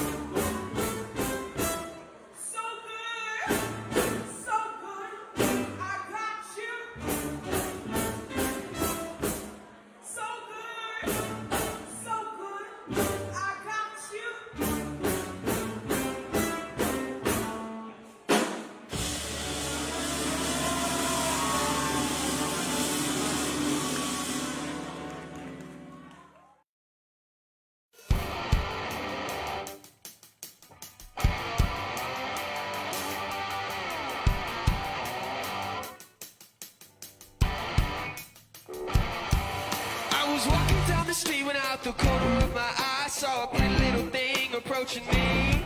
She said, I've never seen a man who looks so all alone. Could you use a little company? If you pay the right price, your evening will be nice, but you can go and send me on my way. I said, you're such a sweet old thing, why you do this to yourself? She looked at me, and this is what she said. Oh, there ain't no rest for the wicked. Money don't grow on trees. I got bills to pay, I got mouths to feed. There ain't nothing in this world for free. You know I can't slow down, I can't hold back. Oh, you know I wish I could. 'Cause there ain't no rest for the wicked until we close our eyes for good. Not even 15 minutes later, I was walking down the street. I saw a shadow of a man creep out of sight.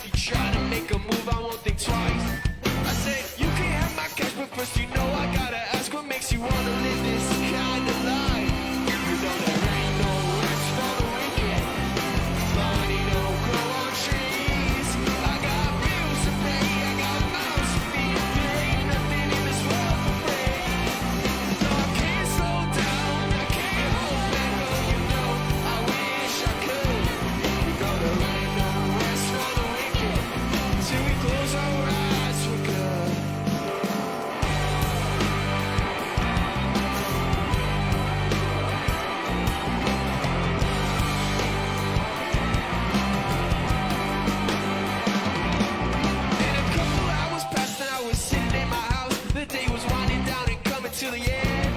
And so I flipped on the TV, I flipped it over to the news. And what I saw, I almost couldn't comprehend. I saw a preacher man in cuffs, he taking money from the church. He'd stake his bank account with the righteous dollar bill. And even though I can't sing much because I know we're all the same, we all seek to satisfy those thrills. But there ain't no rest for the wicked. Money don't grow on trees. I got bills to pay, I got a mouth to feed. There ain't nothing in this world for free.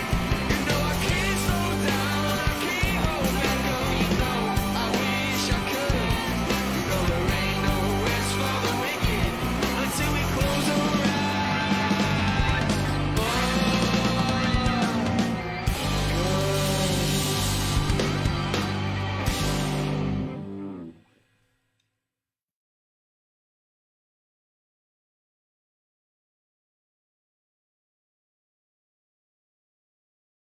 Hey, everybody. Welcome back. We are just getting set up now to have some very special guests. So if you hear a little noise in the background, that's what's going on. We're about to have Cooper and Lily on with us. But before we do, if you're just joining us, welcome to the Give Miami Day Telethon by Young Musicians Unite. My name's Zach. I'll be hosting with you today. And it's my pleasure to tell you guys a big thank you from Young Musicians Unite to whoever's phone is currently ringing. Oh, a big thank you from Young Musicians Unite to all of our amazing donors here on Give Miami Day. Let me see. We've got... Okay, guys. We've got a lot of amazing donors to say hello to now. Let me take you guys through, actually. I'm going to give some shout-outs. Let's start with Marilyn Million. Marilyn, thank you so much for your very, very generous donation. Thank you to Priscilla Marrero. Thank you to Elaine from Amicon. Thank you to the Canava family and Tiffany Canava. I'm going to take a break for a moment to ask Andrew if you don't mind muting their audio while they're in there. Like I said, guys, we've got some amazing performers coming up. Unfortunately, we can hear them. But they'll be ready for you soon. We've got some anonymous donations. So if I haven't said your name because you chose to be anonymous, still thank you from the bottom of our hearts for making those donations. I'd like to also thank Christopher and Catherine Block for their donation. I'd like to thank Ernesto Morales for his donation. Mirtha Carballo, thank you for your donation. Karen Edelstein, thank you for your donation. Karen. Christopher and Catherine Block donated twice, so thank you twice. The next donor on our list is Cassidy Carlson. Cassidy, thank you so much for your donation. Thank you to the Beanstalk family. The Beanstalk family has, if I'm not mistaken, a number of instrumentalists and musicians in their family, a very musical family themselves, so thank you, Beanstalks, for your donation. A few more to say thank you to, some more anonymous donations, as well as Caleb Shapa. Thank you, Caleb. And finally, a big thank you to Marissa Salazar for your donation. If you haven't donated it yet, you can do so right now by going to ymu.life/GiveMiamiDay. Now, right now in the studio, it is my pleasure to introduce to you some very, very special guests. Why don't you tell me who you guys are, each of you? Cooper, you can go ahead and start. Tell me who you are, what you do, what your age is, and where you go to school. I'm Cooper. I sing, play guitar. I'm in Avalanche. I'm in the Wynwood Rock Ensemble and a few other little things. I'm 17, and yeah, that's it. I'm Lily. I play in Arrowhead. I'm also 17, and I go to Ransom. And awesome. I play guitar and sing. Yeah. Very good. Okay, and you guys, if I'm not mistaken, from the looks of it, you're going to play guitar and sing together, right? Yes, sir. Okay. Yeah. You have a few songs for us, I hope. Yes. Okay, good. So why don't you tell me what the first song is that we're going to hear? The first song is going to be High and Dry by Radiohead. Radiohead is like our favorite band, so we thought we would just do a little thing. Yeah. Okay.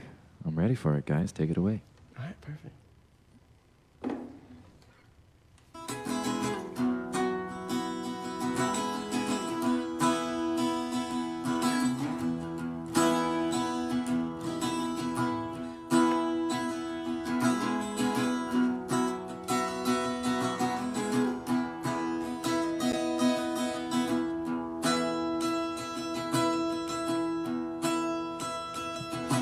Two jumps in the ring. I bet you think it's clever, don't you, boy? Flying on your motorcycle, watching the ground beneath the drop. You kill yourself for recognition, you kill yourself to never ever stop.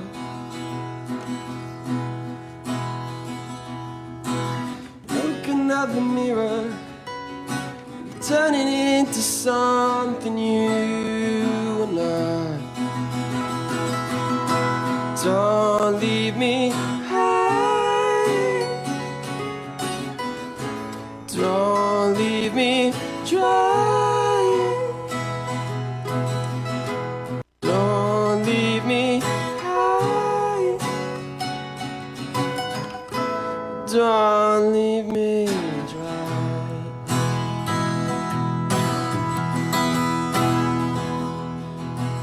Trying out in conversation, you will be the one who cannot touch.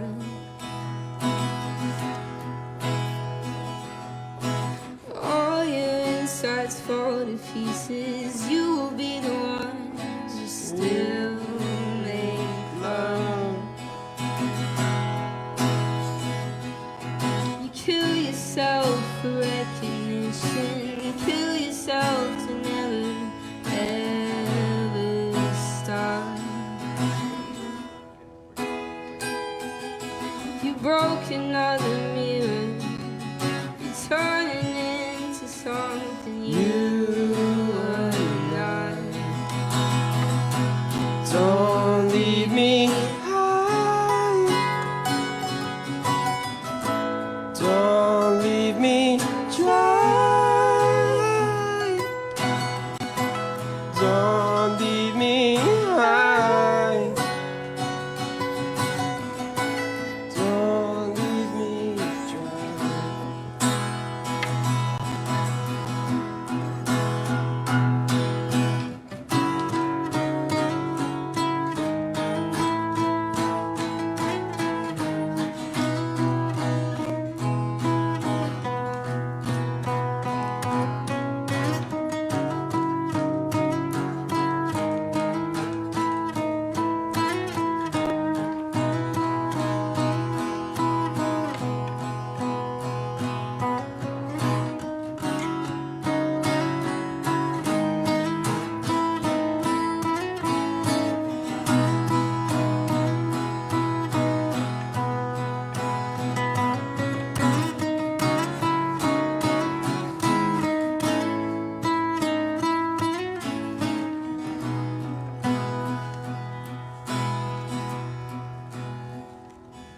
It's the best thing that you've ever had, the best thing that you ever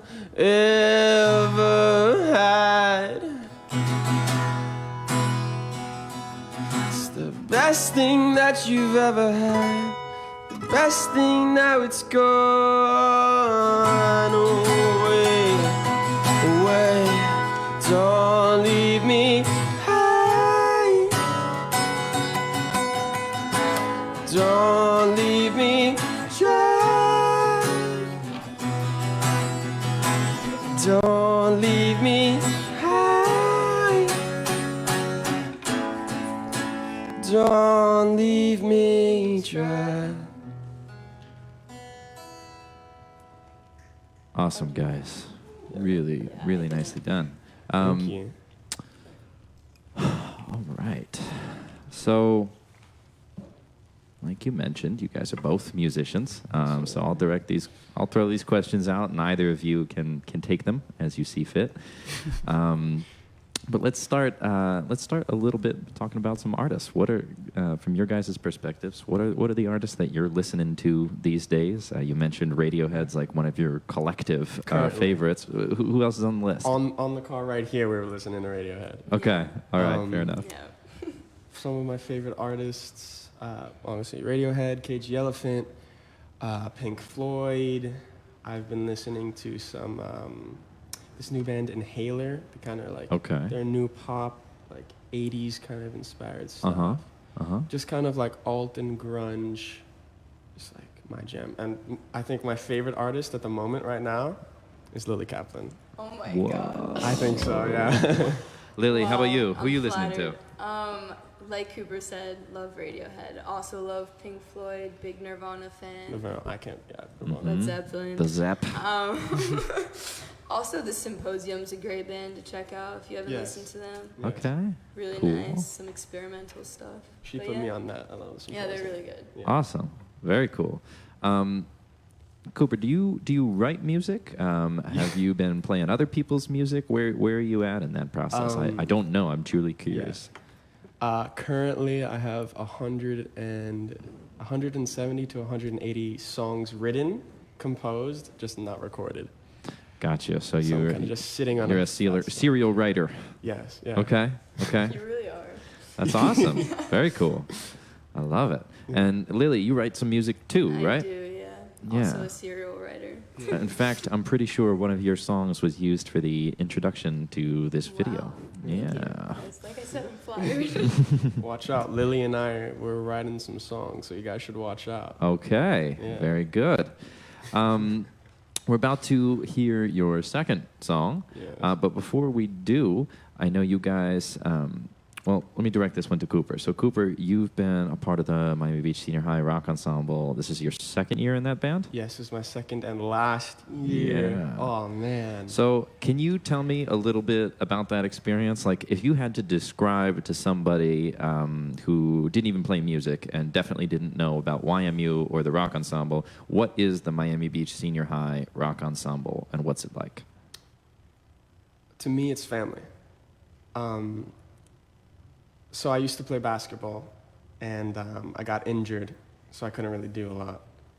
And I've always loved music, and so I turned to music, and I decided to try it for the Rock Ensemble. And being able to experience it as the new guy, everybody kind of knew everybody. So I experienced it as the new guy. Oh, sorry. And it's just a very warm and welcoming environment. It goes beyond so much more than music. You can really like be yourself around these people.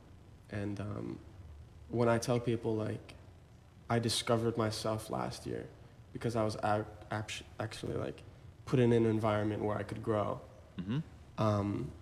It was just there isn't a bad memory that I have of the Rock Ensemble. Can you describe some of those opportunities to grow? Like, what is it that Rock Ensemble has given you the opportunity to work on? Just being able to be myself. I always felt like, and everything else that I was in, I had to like put on a mask or I had to put on a costume to try and be normal. But every time I get up on that stage, I just get to be myself. Yeah. Yeah. Awesome. Very cool. And Lily, you play a lot of music as well. I do. You're not in the Miami Beach Senior High Rock Ensemble, but you're in one of our partnered rock bands. And our partnered rock bands are made up of student ambassadors who are in bands that perform all around Miami, but also fundraise to help young musicians unite. And yourself, as well as your friends and your family and et cetera, have been a big part of helping young musicians unite grow. So first of all, thank you. Thank you. And second of all, what has that experience been like for you? What doors has that performance experience opened that maybe, spoken specifically on that you wouldn't have gotten otherwise? So, I mean, if I never got involved with the partnership bands, I would never be performing. I just don't see how I would be able to like organize performances as a kid, like by myself with no resources. So getting into the bands like helped me grow my performance skills, because I would have nothing to start from if I didn't start in the bands. So I'm lucky that I started in 7th grade. And I think my performance style has changed so much over the years that I've been in the different bands that I've been in. And without the bands and the performance opportunities that we get from the bands, I don't know what I'd look like as a performer. I honestly couldn't tell you. Now, in the Miami Beach Senior High Rock Ensemble, there are 2 YMU mentors, and then some of the partnered bands work directly, like in your case, they work directly with Sammy. So there are a number of mentorship, a number of opportunities to receive mentorship, right? But then Lily, in your case, for instance, you've been a mentor to other kids. Yeah. Can you tell me, from your perspective, either kind of one experience with a mentor of yours, or can you tell me about an experience with a mentee, someone that you've been mentoring? Yeah, so this summer I worked with Meteuchaelle on just like singing and like performance mostly. We worked on getting more comfortable on stage. And it was like one of the most fun things I've ever done. Like I really want to do more of teaching in the future, and it really opened my eyes to what that's like. I just wish I had more time like with school and you know, between the bands and everything, but it was an amazing opportunity. Like we both learned so much from each other. And I don't know. I'm really grateful for that opportunity. And Cooper, what about from your perspective? How have mentors played a part in your own life and in your own musical development? Is there anyone in particular, or you know, are there any particular skills or experiences that mentors have passed down to you that have been instrumental in your development?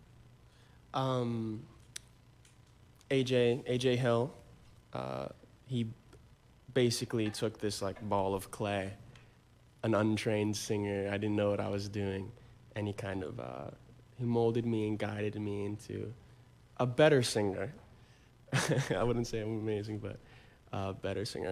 And Sammy Gonzalez, I've known him. He hasn't known about me, but I've known about him for most of my life. So I've always looked up to him. He's always been like an icon to me. And so being able to like work with him, being able to like be like around him, has been crazy. I used to go to Miami Beach, North Beach Elementary? North Beach Elementary, wow. That one. Yeah. And they come every year and they perform the rock ensemble. And being a little kid in kindergarten, growing up and seeing that. Did that inspire you to see that particular performance? Do you remember that from your time there? I remember every time. And I remember getting in, Sammy called me, getting in, and I put the phone down. And I just froze. Because it's like being a little kid and loving Guns N' Roses, and then you're in Guns N' Roses. Like it was huge for me. That's awesome. Yeah, I remember we had Ceci in earlier today, another former member of the rock ensemble, and she was talking about that too, talking about one of her favorite experiences being inspiring the next generation of musicians at that North Beach Elementary performance. It's always a special time. All right, well, I'm told you have some more music for us today. We indeed do. Yeah? Wonderful. So what are we going to hear next, Cooper? Yeah, what are we going to hear next, Cooper? Another personal favorite of ours, Bill Withers. Okay. We're about to hear Ain't No Sunshine. Excellent. All right, guys, take it away.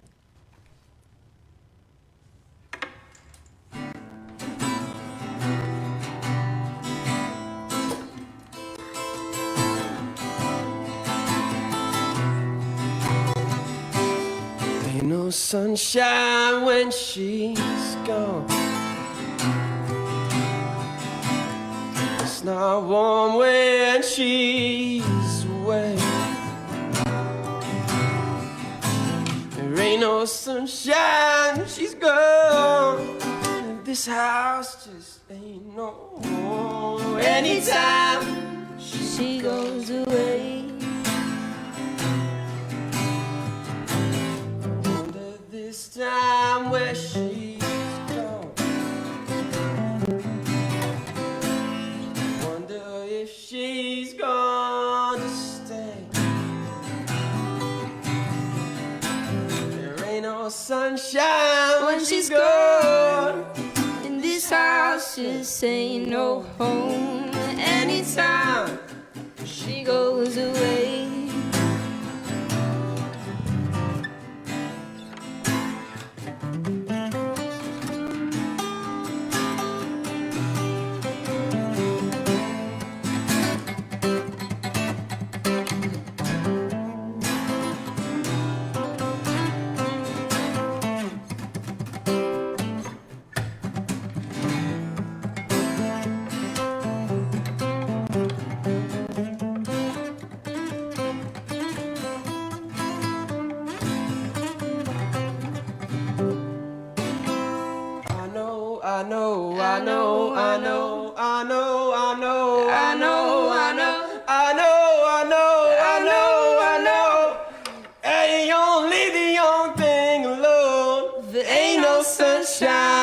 She's gone. It's not a warm when she's away. Ain't no sunshine when she's gone.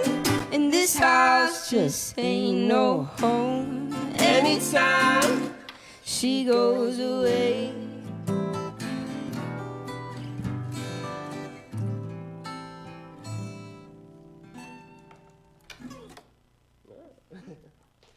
Right, guys. Nicely done. Very cool. All right. So, let's see. I'm going to take a moment now.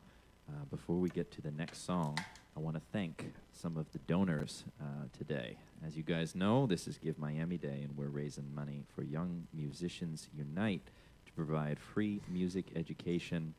Right now, we're providing music education and access to 25 public schools across Miami-Dade, and we'd like to expand that, so we need your help and your support today. We do have the support of Amicon Construction right now, and they've pledged a $5,000 match. Now, here's the deal. We have to hit $25,000 in order to release that $5,000 match. And right now, we are at $18,939. We are getting very close, you guys. $18,939. So please make your donation today at ymu.life/GiveMiamiDay to help us reach 25 to release the match from Amicon, and our total goal is 35 for the day if we can make it happen. All right. Next up, we have some great performances, some clips, some interviews, some special guests here in the studio. And right now, we're here with Cooper and Lily, who just performed a great version of Ain't No Sunshine by Bill Withers. That was really cool. Thank you for doing that. Tell us first what we can expect. What's the next song coming up? Are You Mine? Are You Mine Yeah. by the Arctic Monkeys. Yeah. Okay, very good. Jazzy version. Okay, we got some acoustic specialness for us. Exactly. All right, I'm ready. Very good. Now, every guest who's come on today, I've put them on the spot and I've asked them one question, which is if somebody's on the fence and they want to give to Young Musicians Unite, but they're like, I don't know, there's a lot of nonprofits to give to on Give Miami Day. There's a lot of options. There's a lot of different folks to support. Why would you say that folks should give to Young Musicians Unite and donate today? Cooper, what would you say to those people who are on the fence? Music is one of the lost arts, I would say. And because I feel like nobody really appreciates music anymore. And the things that we're doing at YMU, helping kids that are less fortunate, to get musical equipment and dive into like their passion. I think that's very important. That's why I'm here, and that's why I'm so passionate about it, because it really is, music is life to me. and it could be life to another kid, but they don't know it yet. Yeah, Yeah. absolutely. Well, cool. Thank you guys so much for being here. Thank you for blessing us with your music. And I'll let you do that one more time. Take it away now with Are You Mine? This is Cooper and Lily live here in the studio. And you guys can make a donation if you'd like to support students like these two right here at ymu.life/GiveMiamiDay. All right.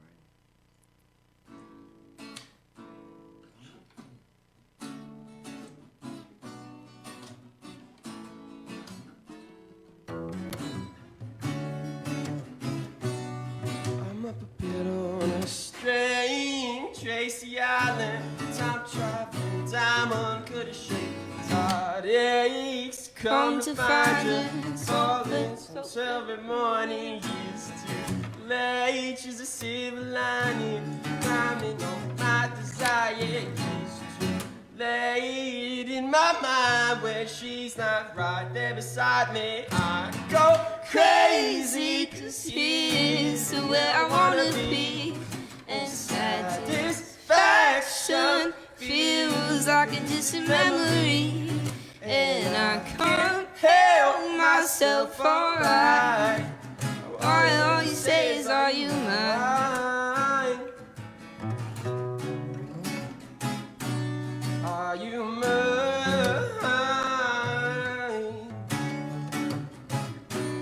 Are you mine?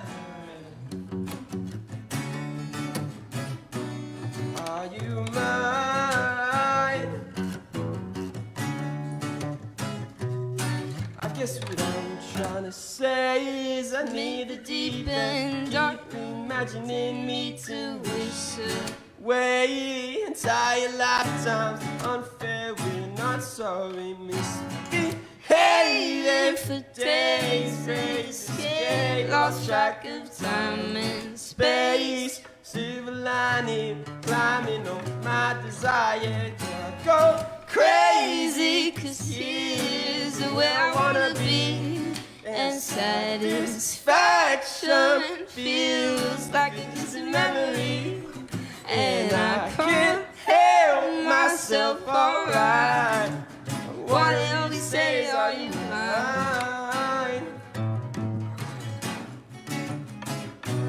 Are you mine?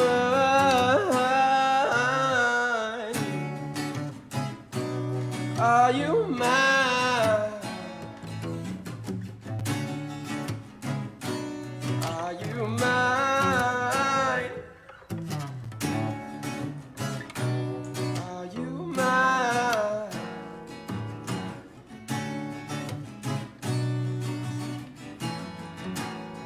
So the thrill of the chase moves in mysterious ways. So in case I'm mistaken now, just wanna hear you say, love me, baby, are you mine?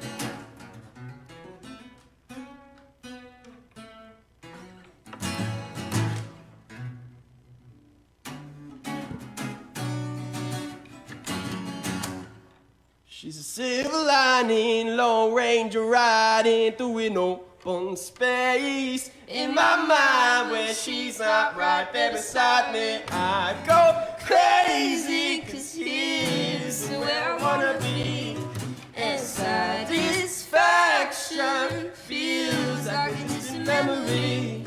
And I can't help myself, alright. What do you say is, are you mine?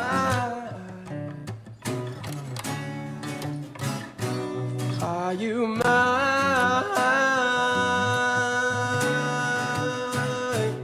Are you mine? Are you mine? Are you mine?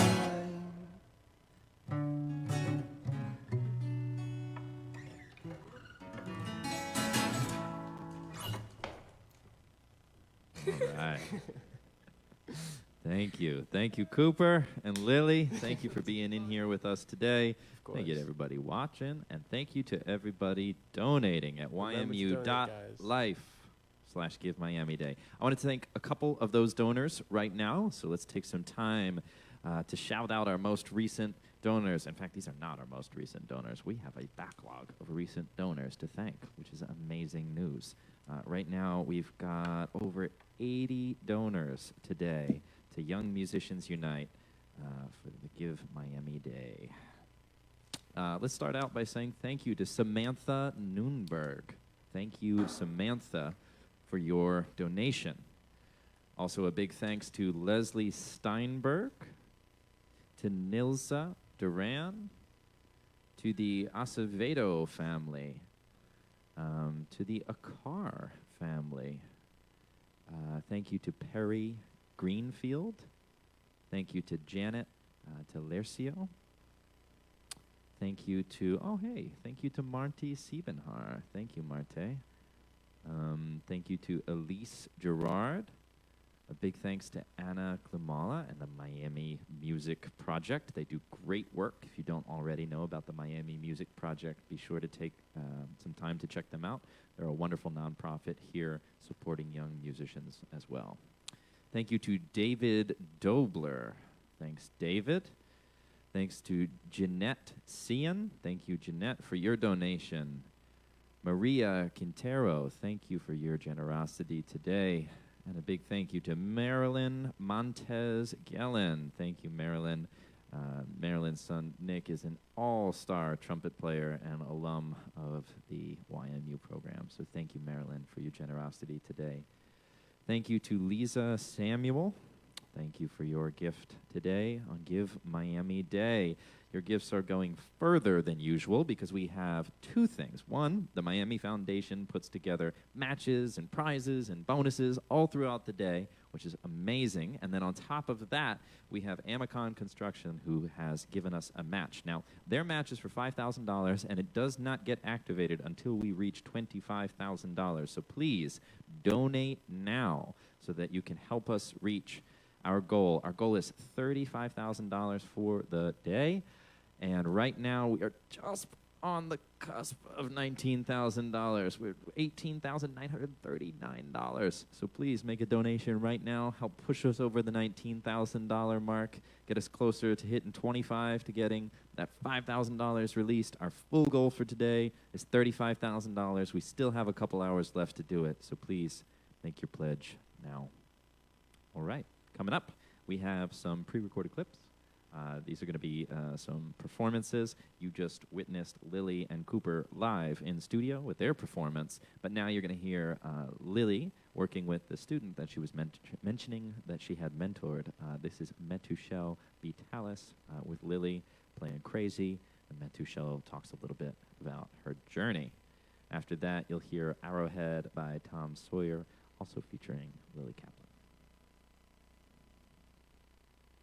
My name is Meteuchaelle Vitalis. I am 16. I attend Miami-Jackson Senior High School, and I sing. The first time I found out about Young Musicians Unite, I was in middle school at Jose de Diego. Mr. Sammy was auditioning kids for a band, and I decided to join. At first, I started off playing piano, but I ended up singing instead. Inside an echo in so much space. What made me want to become part of Young Musicians Unite was it looked cool. It looked cool, and I wanted to be a part of that. I've always wanted to be a singer. I look up to many singers, such as Beyonce, Pink, and Lauren Daigle. Being in a band, my first experience was, scared because I'm a very shy person. I get scared when I'm around other people. But through time, that obviously changed, and I'm getting better. Now I have friends in the band, and now it comes more naturally to me to make friends with other people outside of band. During my first performance, it didn't really go that well, but throughout time I learned from my mistakes and improved. Performing gave me a safe space. It made me feel important. It made me feel more alive and, yeah, happier. I felt confident, and yeah, it kept growing.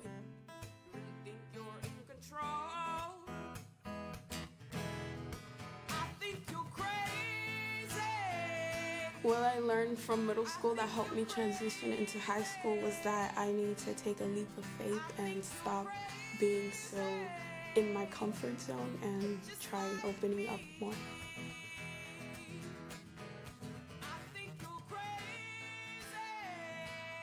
My experience joining the Wynwood Rock Ensemble at YMPA was much more different than the one in Jose de Diego. At first I had trouble keeping up, but then I got used to it and became more comfortable. The most exciting experience while being in that band was most definitely performing, because once you get on that stage, like, everything changes. There's more people looking at you and more excitement going on in the atmosphere. Some main mentors that have played a big role in my life would have to be Mr. Sammy. He always had confidence in me. Mr. Juan, he would always push me to be better than what I already am. My mentors, they helped me with my confidence, and that they were very patient with me. They came in every day to help me. They believed in me. To help me with my stage presence, Mr. Sammy has offered to give me lessons with a fellow student. Her name is Lily, who has helped me. When we're together, we work on different songs, and she's working with me on holding the mic and interacting more with the audience.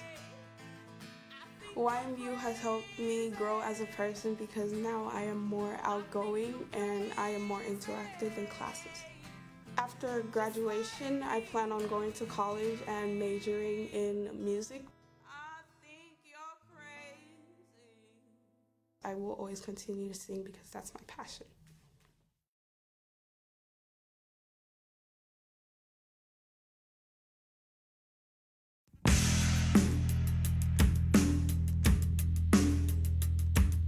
A modern day warrior, mean strike. Today's Tom Sawyer, mean pride.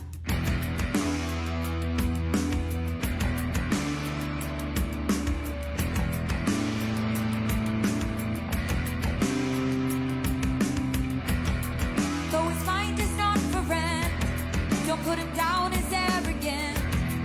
His reserve and quiet defense, writing out the day's events.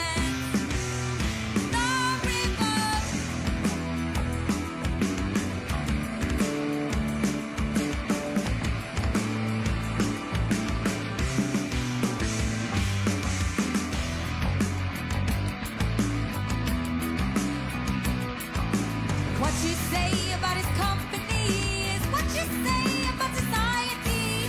Catch the mystery, catch the mist, catch the spirit, catch the spin.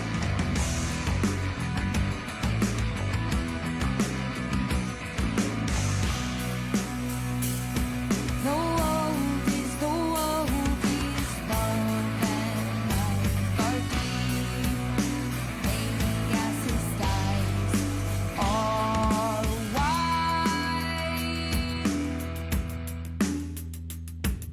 today's Tom Sawyer, he gets fly on you. By the energy you trade, he gets right on too.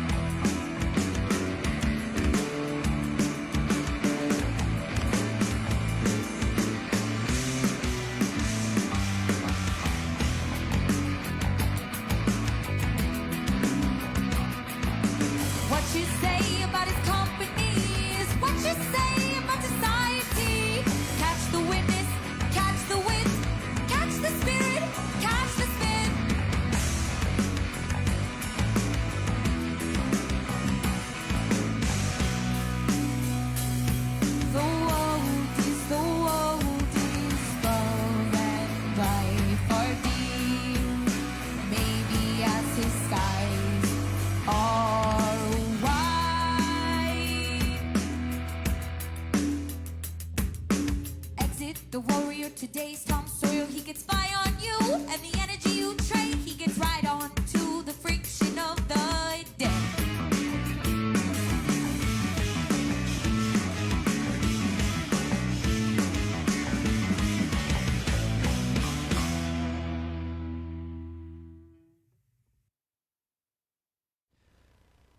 And welcome back, everyone, to the Young Musicians Unite Give Miami Day Telethon. We're super happy to be here with you today.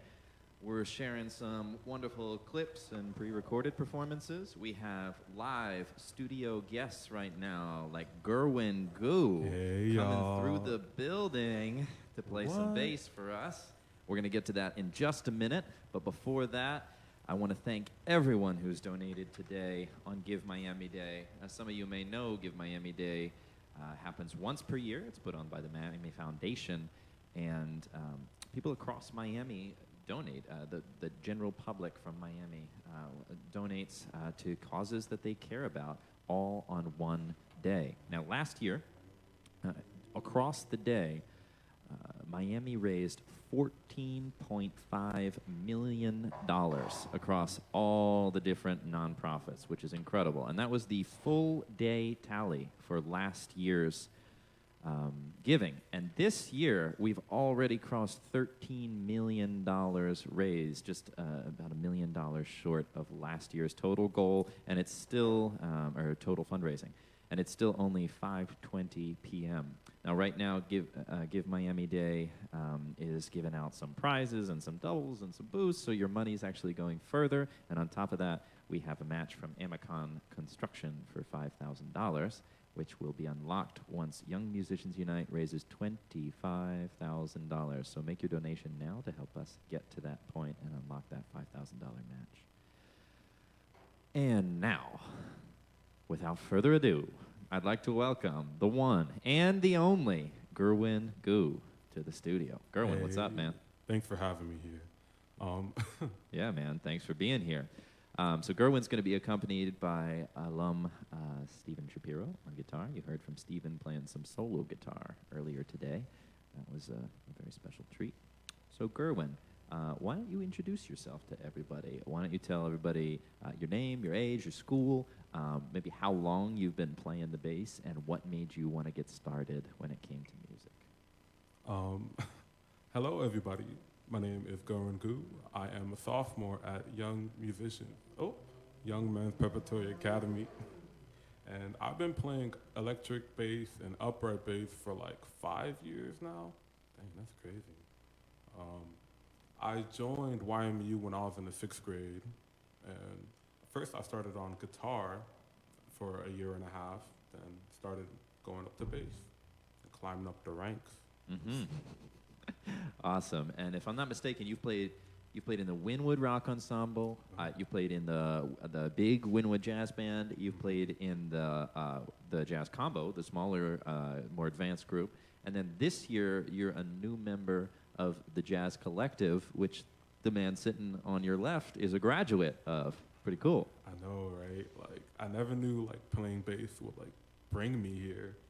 All right, and we're going to talk a little bit about that soon. But I want to hear from your perspective. What about the bass? Why the bass, man? What about it attracted you to playing it? You said you started on guitar, but clearly bass is your love. So tell me, what about the bass excites you so much? Playing the bass, it was like having someone you're trying to understand. Like having, spending 2 hours, 3 hours max with your bass, trying to learn new grooves and new scales and trying to better yourself. And guitar, no offense to the guitar players out there, but I didn't think guitar would, like bring me the same feeling that bass did. So that's why I continued playing this. Awesome. And what are some of your influences or inspirations on the bass? The inspiration for bass? Yeah, like any artists or bass players that come to mind? I would like Thundercat, Paul Chambers. There's many more. They just can't come to my head right now. Thundercat and Paul Chambers. That's a good start, man. I know, right? I like that. And, okay, so why don't you tell us what you're going to be playing today? It's 2 songs, right? Yeah. Great. So we'll start with one, and we'll get to chat again after that. But for now, why don't you tell us what that first song is, and then take it away. All right. The first song we'll be playing will be On a Misty Night by Tad Dameron. Great. And Guerwen, you're actually you're doing something kind of not very typical of the bass here, right? You're actually going to play the melody on the bass first, is that right? Yeah, I'm playing the melody on the bass. Excellent. Let's hear this. My bad, y'all. I'm sorry, okay?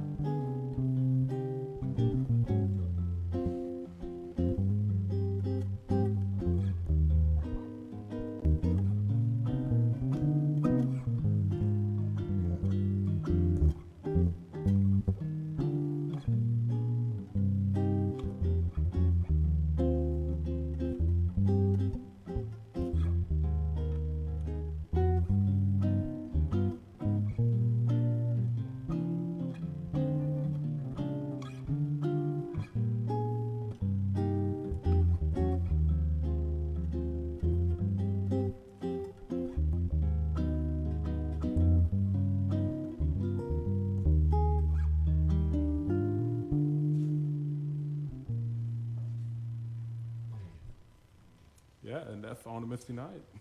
Beautiful, guys. Well done. Well done. I like that. Where'd you come across that song first, Guerwen?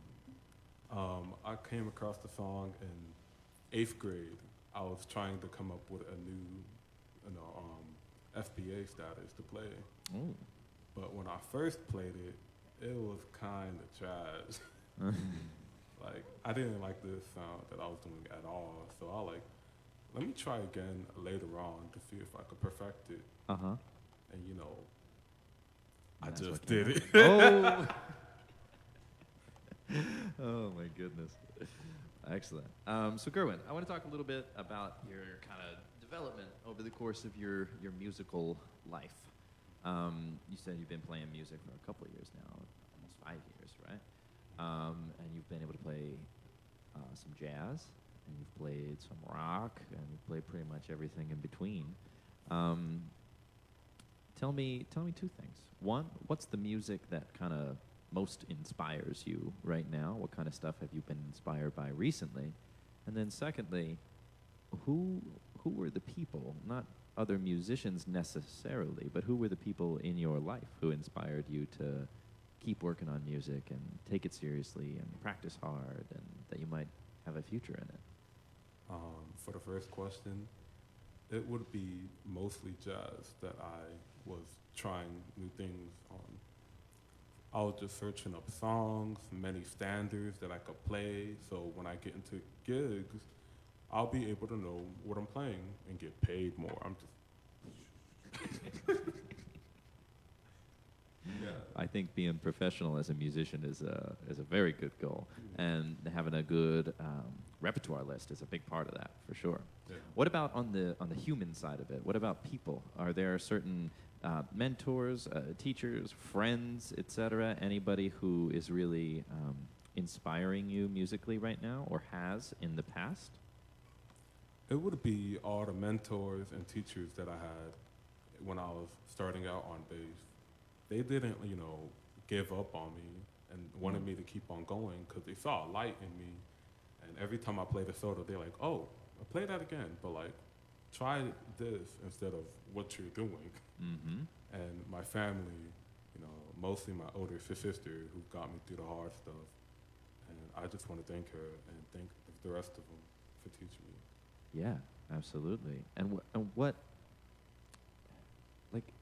kind of effect did that have when you had other people who could hear you play the bass, and maybe they knew you weren't that experienced, but they believed in you, and they could see that it was something that meant a lot to you, and they could see that it was something that you would be good at, and they encouraged you, like you're saying, okay, that was good, play that again, but try it like this, right? Like, what does it feel like to have those kinds of people around on you? What kind of effect has that had? Man, at first, I was really cocky.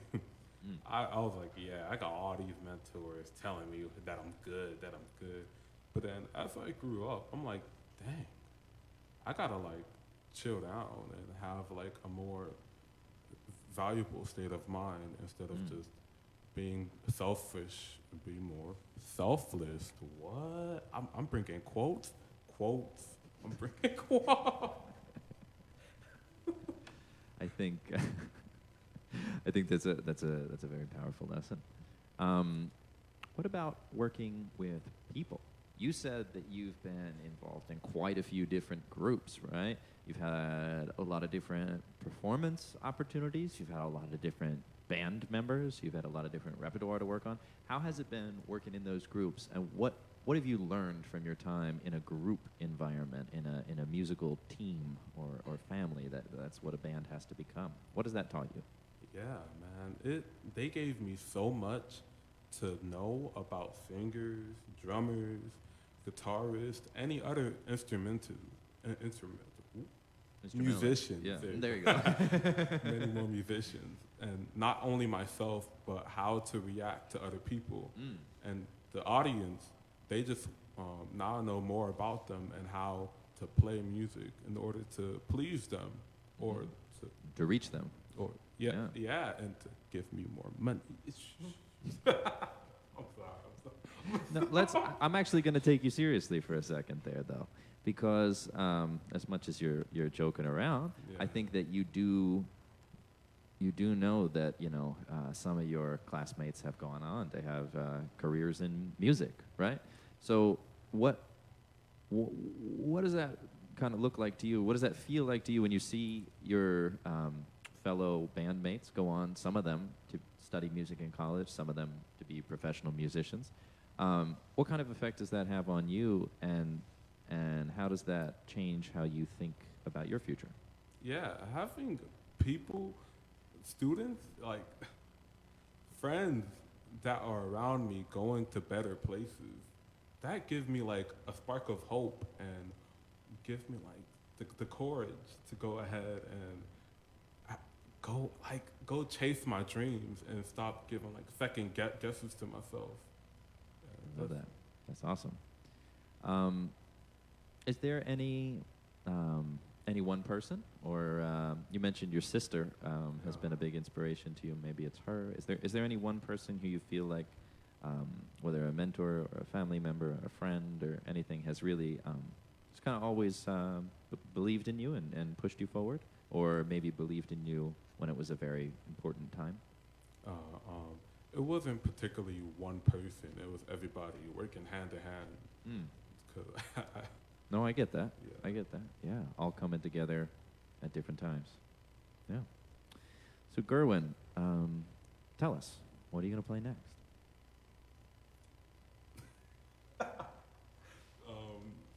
This next song is going to be called Billy's Bounce. All right. Very good. Take it away, guys.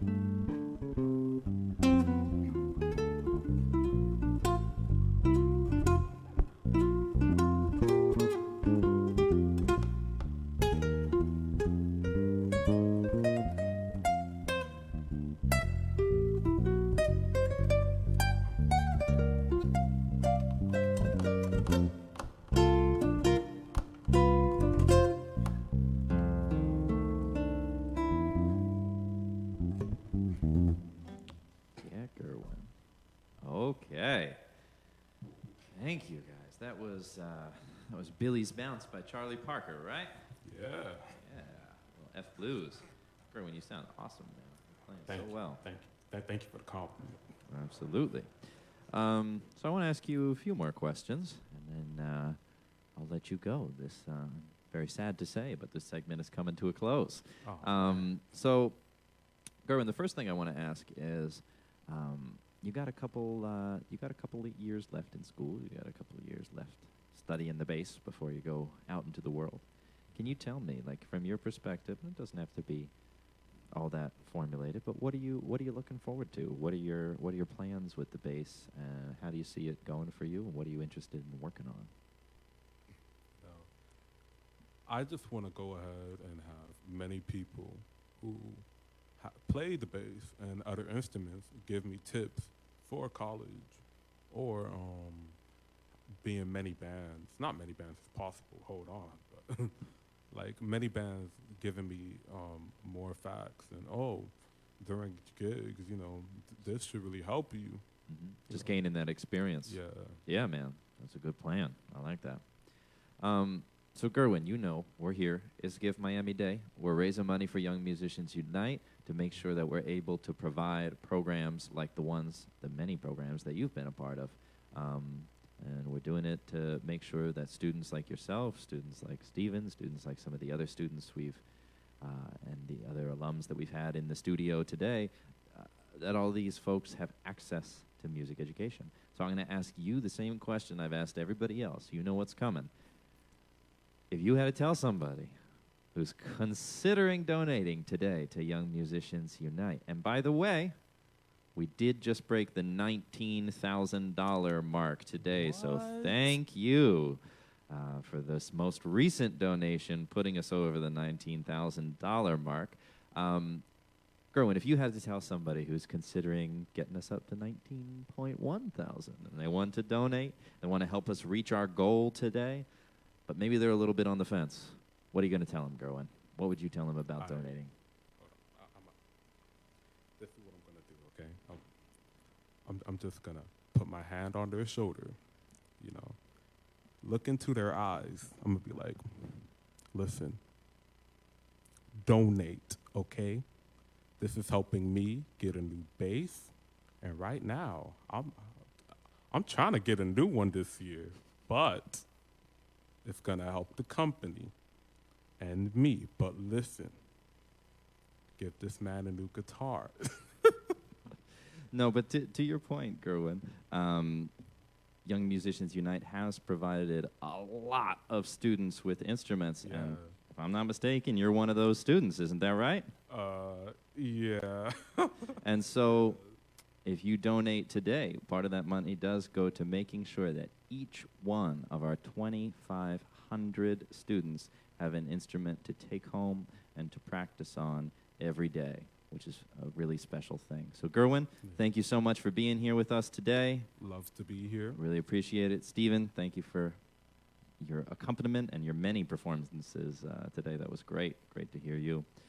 We're getting close to the close of our show here. We're getting to the last hour and a half finale. or so. Yeah. So stick around. We got a lot of cool stuff coming up. Right now, we're going to move to some clips. This first clip is a clip of the YMU Jazz Combo from the Spring Music Fest a couple years ago. This is Guerwen on bass in this clip. And they are playing Regardless it's an original composition by a YMU mentor named Jean Kaz, who coached that band for a few years. Big shout out to Jean, a phenomenal trumpet player here in Miami and wonderful mentor to YMU students. So without further ado, here is Regardless by Jean Kaz and the YMU Jazz Combo. Peace out, y'all.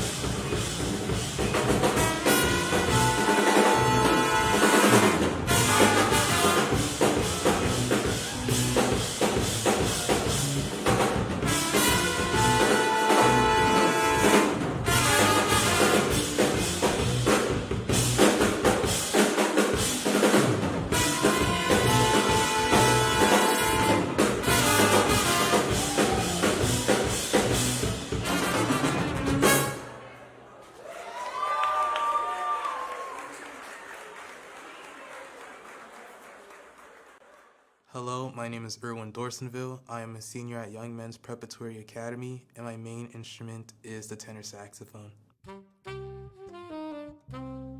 I officially started playing it on the 9th grade. It was kind of hard, to be honest. Like, when I heard about music theory, I didn't understand a single thing they said. It was all like math to me. There was a time where I noticed that I had to learn these things. In the first year, when I started taking saxophone seriously, I was still doing like a bad habit of like being lazy. Like, as soon as I head home, I put the sax away. And the only time I'd actually play my sax is like to distract myself from like church or anything. I was in a jazz band, right? And we were rehearsing a song. And when school was like beginning to go over, I saw Maria walked up towards me, right? She was talking about YMU. She saw me like messing around with the instrument while everyone was goofing off or something. I think she walked up towards me and was like, hey, would you like to stay after school to like practice the instrument more, join the YMU program? And the first few lessons, you guys were helping me practice my songs and everything. And then I saw the jazz combo playing with Kyle, Gabriel, Caleb, and Patrick. And the band sounded amazing. So I practiced my instrument like crazy to reach that part. Eventually, I made it to the jazz combo. It was fun. And then the next year, I had multiple teachers. I had Alex, White, and Manny. And they both played saxophone, and they played it really well. Alex White taught me to transcribe a lot, you know, just learn as much as you can. He was introducing me to songs like Giant Steps, which at the time was way beyond my level, but he'll still teach me. What Manny taught me was saxophone technique, or like how to actually like play the saxophone. What John Cos taught me was, well, he always tries to force the band to like get better and better, giving us harder songs each time. It taught me to push myself even harder. So YMU introduced me to a lot of other programs, like New Deco, Interlocking, the Superintendent, the FBAs. With all of them, it was a nice experience. I met a lot of other musicians. I auditioned to New Deco this year, and I made it in. Playing with New Deco was just an amazing experience. The other program that YMU introduced me to was the Interlocking program. That one was amazing. When it comes to music in the future, I want to like have my whole life based on music. I want to be a creator. I started researching music colleges and everything. If a person's looking into like learning music, I tell them, once you play that instrument, and if you feel like it's right for you, just keep on playing. YMU is a great program. It helps with connections, you can meet new friends. It's like having a family growing bigger and bigger. It's a really supportive program, so if you're thinking about joining YMU, I think it's a pretty sweet idea.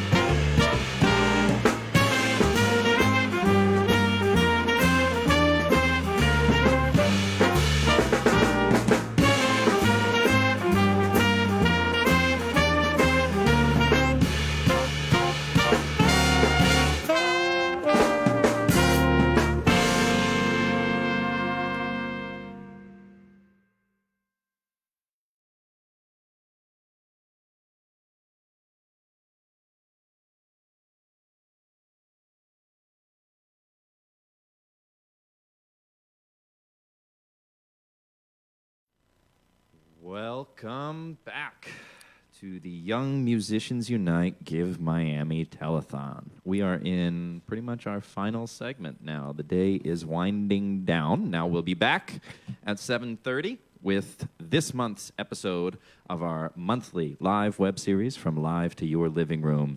This third episode, called Thank You for the Music, is a great show that's going to showcase a lot more students, parents, performers, all kinds of cool stuff. And we've had a lot of those same types of experiences right here live in the studio today, which has been, I don't know, for me, amazing performances. Super cool. I mean, we put this together. We were trying to make sure it was good, but I mean, I was impressed. It's amazing to see the students grow, because we had a bunch of alumnus come on. No, that's what it is. And to see how talented they are, like, where are they coming from? What's going on? They've all graduated and they're coming back and they have all these stories to tell, and it's amazing. And congratulations to you being here since 2 o'clock. Hard. We have been live since 2 o'clock. My brain is soup and I'm now dyslexic, but it's been going well otherwise. I'm cross-eyed. I've just been staring at the screen, thanking people for hours since 9 a.m. We have, over 90 donors right now. Over 90 donors to Young Musicians Unite today. No, I'm sorry, just shy of 90 donors. 89 donors. So if you want to be the 90th, you got to go to ymu.life/GiveMiamiDay. Right now, I think we have $19,145. $45, yeah. So tell us about this. I've said it a bunch of times, but tell us about the match. This is a really important thing about our fundraising strategy for the day and why people's dollars are going way further than they normally would with a normal donation. Awesome. So we have two things going on. One, we have Amicon Construction that's going to guarantee us a $5,000 match once we hit $25,000. So we have about $6,000 left to go. And there's also a power hour at 7 p.m. At 7 p.m. we have a power hour. And that's Awesome. really important to donate during that time. And I know there's a lot of people waiting to give to us during 7 p.m. to 8 p.m. So make sure you give then. Okay, so we'll have to give an announcement right at the end as we sign off then, because 7 p.m. is when we're going to be off air. We're going to be live till 7, and then we'll be off, and we'll be back at 7:30. So when we go down, everybody else should be donating. Yes. Okay. 100%. Sounds good. Now, Sammy, if you want to join me, I'm going to actually thank some of our most recent donors. All right.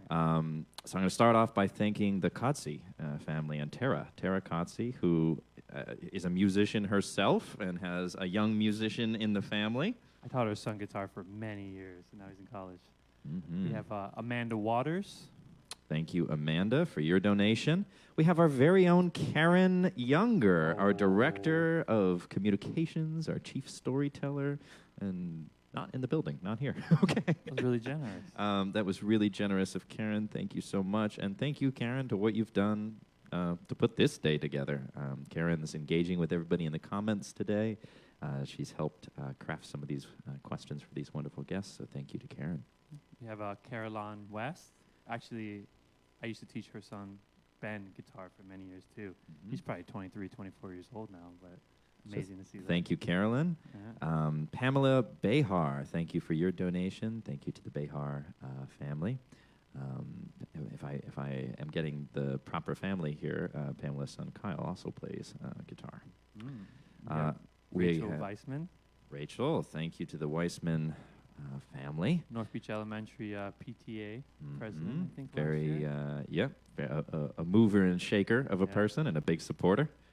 Thank you to Gerson Seppin for your donation. Very generous.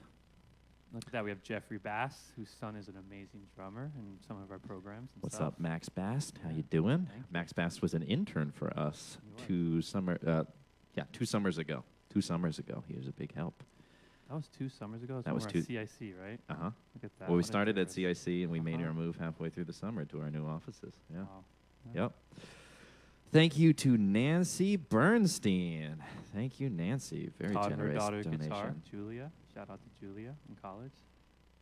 Thank you to Patricia McKenna. I'll take this one. That's my grandma. Oh. Yeah. Hi, Grandma. Hi, Grandma. Thank you for your donation. Why don't you take the next one? We have Principal Patrick Evans of Beacon College Prep, another leader amazing person, strong advocate for the community. All right, cool. So let's call it there. We're going to thank the rest of our donors in the next segment before we sign off. We got even more donors coming through. I'm actually getting motions over here from our technical room that I went too far with those donors, so we'll thank a few of them again next time. We keep having more come in, so we weren't even prepared to put them on the screen. So thank you guys so much. So now I want to talk to you for a few minutes. Awesome. We never get time to talk. We actually don't. That's true. We just talk about No, that's actually doing things. Yes, that's correct. Sammy and I spend a lot of time together with each other, working on growing Young Musicians Unite, bringing music access to more students, building the creative infrastructure of Miami. But it's true that we don't actually get time to hang and talk, so I'm excited for this. So I don't know if you want to start anywhere in particular, but for me, I'd love to start by taking it back a little bit. Some folks on our staff might know your story, but I assume our audience might not.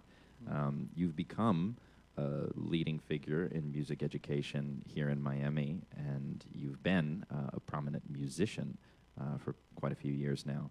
But how did all that start? I want you to take me back to your first falling in love with music, and take me through those formative years when you were the age of these guys that we've been seeing in our studio today. Honestly, it started when I was very young. I grew up in Miami Beach, single family home. I was at North Beach Elementary, 4th grade, and I saw the Miami Beach Senior High Rock Ensemble perform at Arts and Culture Day, which we still do to this very day. And everybody in Rock Ensemble who was in the studio today brought up that day. I mean, that's clearly an impactful, inspiring day in a lot of young kids' lives. Yeah, when you're 9 years old, it makes such a big difference to see such an amazing, talented group, especially high school students. You look up to them. And I saw and I said, I want to play guitar. That's awesome. So the next year I got to play guitar in school with Miss Medic, who is still there. We actually work with her now and support her. Yeah, shout out to Monique Medic. Yeah. And with music came that safe space, that opportunity to be able to be alone, escape from the things in your house, in life, and to just be able to express yourself. And with music came mentors, amazing mentors. So I got to work with Miss Medic and then Mr. Modia, another legend in Nautilus Middle School. And when I got to high school, I met Mr. Burse, who's director of the Rock Ensemble, the group I saw when I was in 4th grade. And he had MS. He's paralyzed and couldn't move. And to see this man teach, sitting there in his chair, all he had was his mouth. And he would teach 30 kids guitar, class after class, rock ensemble after school, guitar ensemble. And I got to be in rock ensemble. I got to be in classical guitar ensemble, and he embraced me. And I spent every day after school from 2:30 to 5:30 p.m. playing music. And that's when I really stepped it up as a musician, and also just being influenced by other people, getting to hang out with the seniors, and just having those friendships and opportunities to perform, to travel, go to Japan, go to New York, go to New Orleans. And I was always that kid that someone sponsored me. I couldn't afford to pay for the trips, and people would take care of me. And I was just always thankful for that. Yeah. Can I ask you, in high school, I can imagine having all of those types of experiences, it would predispose you to take it more seriously. But did you go into high school knowing, okay, I'm going to be a musician, this is what I'm going to do, etc., or did that moment come later? In my heart, I always knew I wanted to be a musician, but I was scared to say that or to think that I was allowed to do that, because I just grew up in a time where being a musician wasn't that supported, at least not in my household, not really around. And I remember when I graduated, I was told, you had your fun, you're a musician, you played all these shows, I played in a rock band, but it's time to put your toys away and to take something more seriously. And I fell into that. And I went to college and I went for pre-med. So you listened to those voices that were saying, hey, I know you love music, but let's be practical. Exactly. Let's do something responsible here instead. Yeah, not coming from a family of means, I was trying to be realistic about that, not being able to afford it. So I was lucky, though. I was a good student, so I had a full ride. I went to Barry University. I did pre-med for 3 years. I was in a band called Jacob's Ladder, and I kept playing. I was playing classical guitar. And I went to the frog doctor, who was my counselor at the school. Okay, you're going to have to explain what that is. So you walk in this woman's room, and there's just frogs lined up in every patch of the wall, dolls, everything. And I guess that's what she specialized in. She was the frog doctor. Okay, I'm sorry, though. Hold on, before we move on. She specialized in working on frogs? I have she no was idea. A veterinary type I have of... no idea. Okay. Maybe she was a zoologist. I'm not sure. All right, frog specialist of some kind. She loved frogs. That's all. That's all I knew. And what did this frog doctor do for you?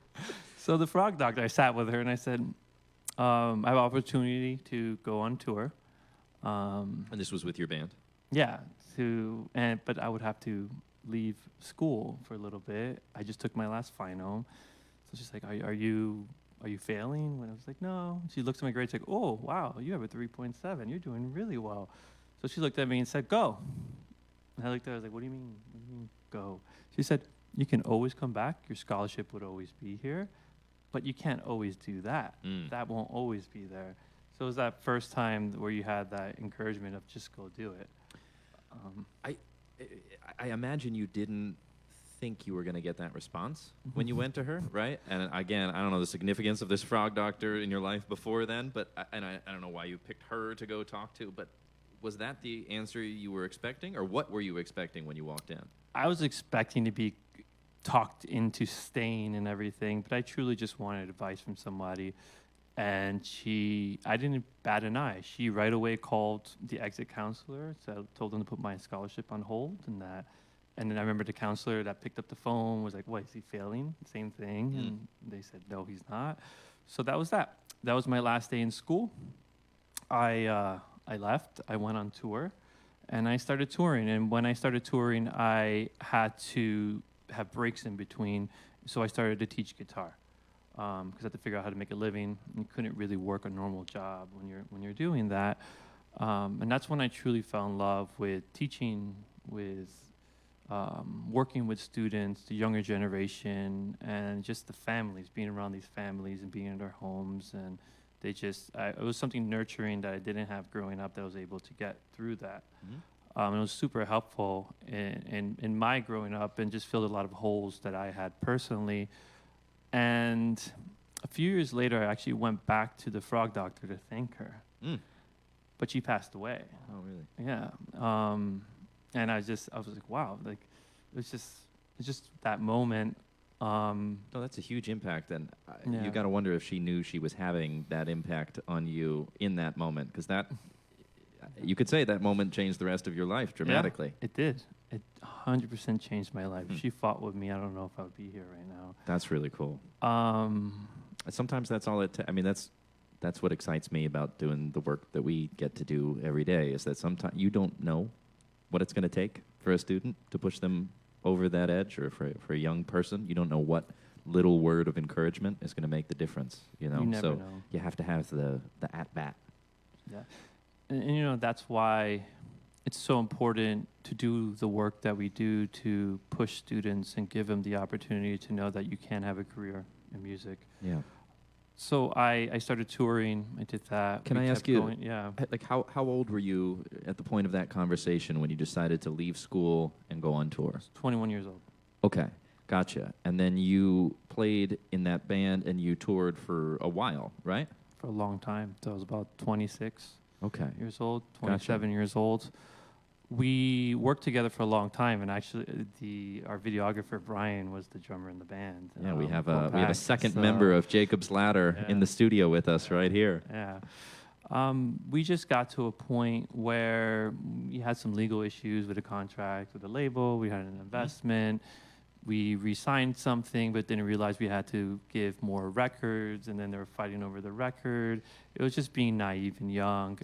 Music business stuff. Yeah, so we couldn't play for a while, and we couldn't do this and that, and I just got to this weird point in my life where I just wanted to move on, and I called my best friend, Scott, who was my first friend since I was in kindergarten on the first day of school, who was in med school at the time.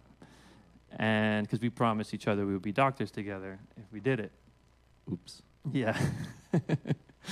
So I called Scott, and I said, Scott, I don't know what I'm doing. I can go back, finish my last year. And were you considering that at the time? Like, Yeah. as the touring was slowing down and you were getting in the legal trouble with the band and et cetera. Yeah.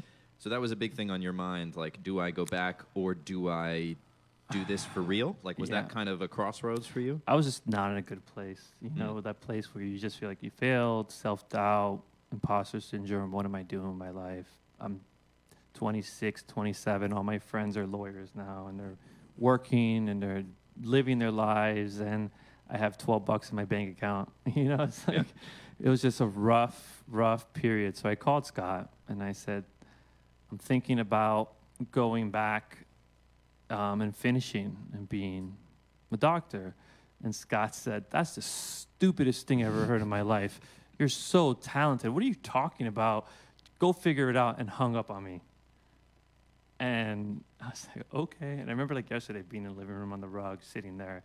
And I walked into my laptop. I started looking for schools.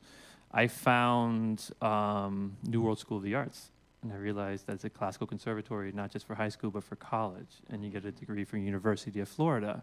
So the next day I went over to the dean. I just went to the school, went there to the dean. I said, can I play for you? He said, okay. I played Capriccio Arabe. He was a classical pianist himself, Spanish music. And he said, I will let you in 100%. I'll even give you a full ride, and you'll get paid to go to the school. But you're just not going to get in because the deadline is today for all the paperwork to get registered. Oh, no way. So Okay. he Plot told, twist. yeah, right. So he told me where to go. He said, you're gonna have to go here, and you have to go to the other office. So I just went downstairs, started talking to them, went to the other office. I had to go all the way to Kendall, and the lady said, it's just not gonna happen. You're not gonna get registered. And I said, I don't know what kind of puppy face I had on, what happened. I looked at her and I said, I really, really need this. I can't wait till January. Like, I need this. I need to change. I need to do something with my life. And somehow she made some calls, and it happened. And I was in school 3 days later. That was a Friday, and on Monday I started. And that was a big change in my life. And that was when I was teaching 15 students a week. I was practicing guitar 4 hours a day. I was going to college. I actually started Young Musicians Unite in its infancy then. It was really, really small. It was just 8 kids, 1 classroom. And that's when I was working 80, 100 hours a week, and I just really wanted to change something in my life. And it really just shows you if you do something for a long time, you're just eventually going to be one of the last men standing. Yeah, persistence. Right? It's super underestimated. You're just going to be really good at it, number one. And two, it's how you treat people. If you treat people with respect, and you always show up on time, and you're always eager to learn, and you truly care, people read that, and people look for that. I look for that. You look for that. Yeah, absolutely. You know, those students that work so hard, we want to do everything we can to take care of them. Because then you know, I'm sorry to interrupt, but Yeah. it's then you know it's a matter of time. Yes. It's not will they become great, it's when will they become great. Exactly. You know, it's like when you can identify that quality in a student, it's a foregone conclusion. Yeah. Yeah. So here I was throughout this whole time when I chose to go back to do all of this. My family didn't support it. They told me over and over I was a loser. What am I doing with my life? Why wasn't I becoming a doctor?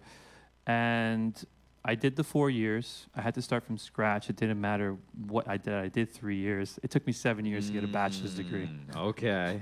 And I can only imagine that was a humbling experience coming into your freshman year, 7 years older than everybody else in your class. 28 years old. Okay, more than 7 years older than some of the people in your freshman class, right? Yeah. I met Alan. I met Maria there, who's our program director, regional directors.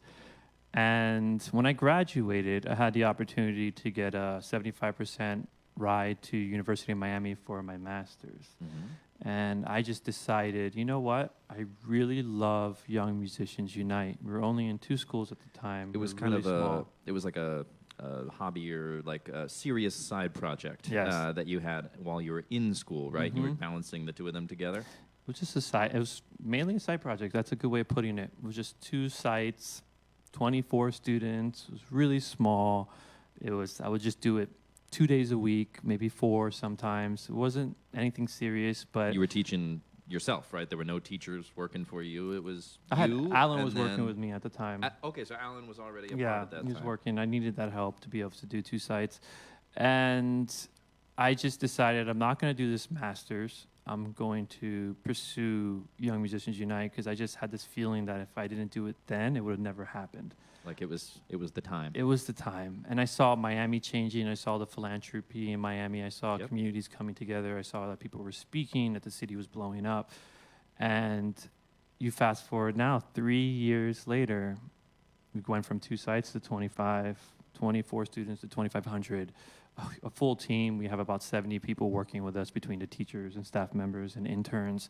And it just shows you if you truly believe in yourself and you truly work towards your dreams and your goals and you're genuine to yourself and you work really hard, you never know where you're going to be. But I didn't know that I would be 35 years old running a nonprofit. We founded a school together, an after-school for-profit for private lessons, and we own a recording studio together too with a few other people. So every single dream that I thought was stupid growing up that I didn't want to say out loud, I'm currently living. Me too, It's my man. life. It's my daily Yeah. life. Yeah. And I'm just so thankful. And, it's a lot of work. It's hard. Sometimes you can get frustrated for the smallest things, but that I always try to remind myself, you're living a dream. Like where you came from to where you are now. If someone told me when I was 10 years old, when I picked up the guitar, hey, you're going to pick this instrument up, and you're going to have every dream you want for your career, I would have laughed at them, And the biggest thing for me to just bring the story full circle is, Doug Burris meant the world to me. He was a huge mentor figure in my life, my high school teacher, and I got to play for him. We kept in contact. I got to play for him when I was, I think, 26, 27. And I just remember him. Actually, no, I was 30. I was like 29, 30 when I was mid-college. And I remember playing for him, and he looked at me and he said, wow, like, you're really good. That's amazing. And he just told me how proud he was of Young Musicians Unite because he told me I couldn't do it when I first wanted to do it. Interesting. Because of all the red tape. Mm-hmm. But then he told me, I told you couldn't do it because I knew you're stubborn. And if I told you couldn't do it, you would have been on a mission to do it. So I can personally verify. Yes, I don't like people telling me I can't do something. So, it meant a lot to me to have that thumbs up, that validation from someone who I truly cared about. That's what struck me when you just said that Yeah. to me. Like there have been moments in my life for certain when I've heard things like that. Even I had a teacher that in hindsight,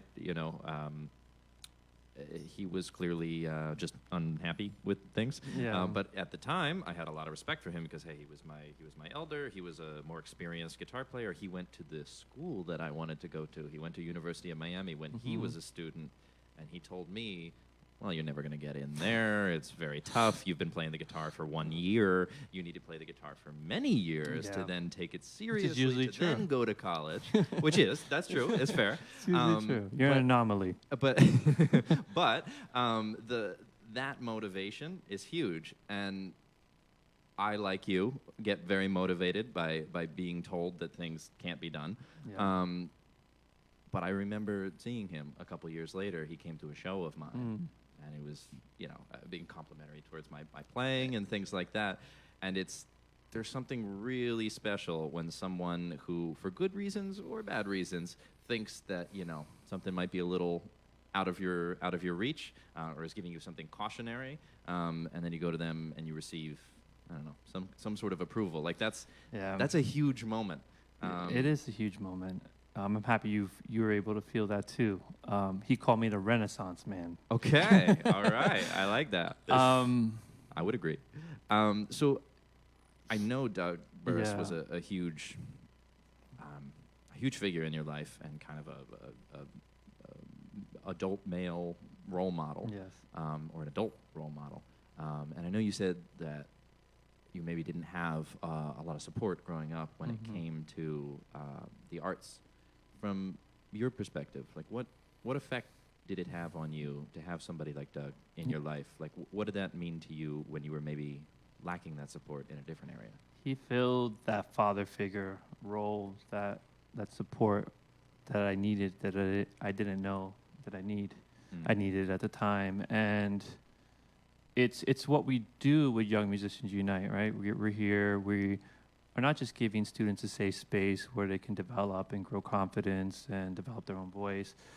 We're also filling the roles for those mentors, father figures, mother figures, people's friends, just different roles that students need to develop, and you just don't know what it is they need, but if you can just throw as many things as we can at them, it just sticks to a few kids, and we've seen that. I've seen Nicholas Gellin, first class of 8 students, 2013, grew up into an extraordinary trumpet player. Now he's at Manhattan School of Music on a full ride scholarship, and today is his birthday.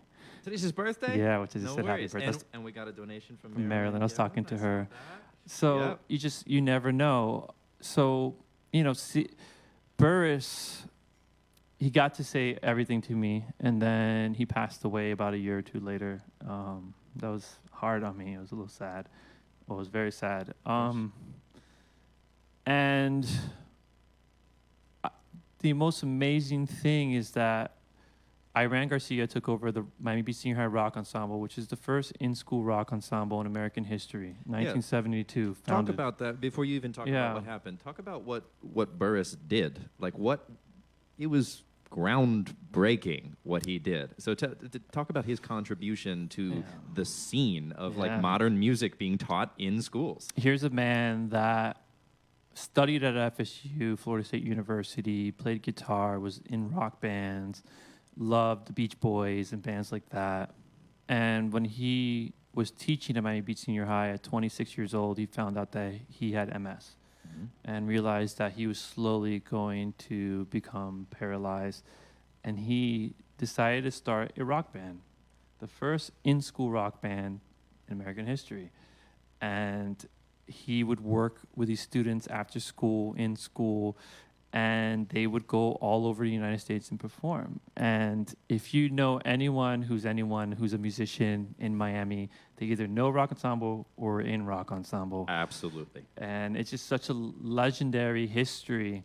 We're talking about, 50 or 60 years, right? I can't do that math, but it's been a while, I can tell you. So I'm not going to do math on air right now.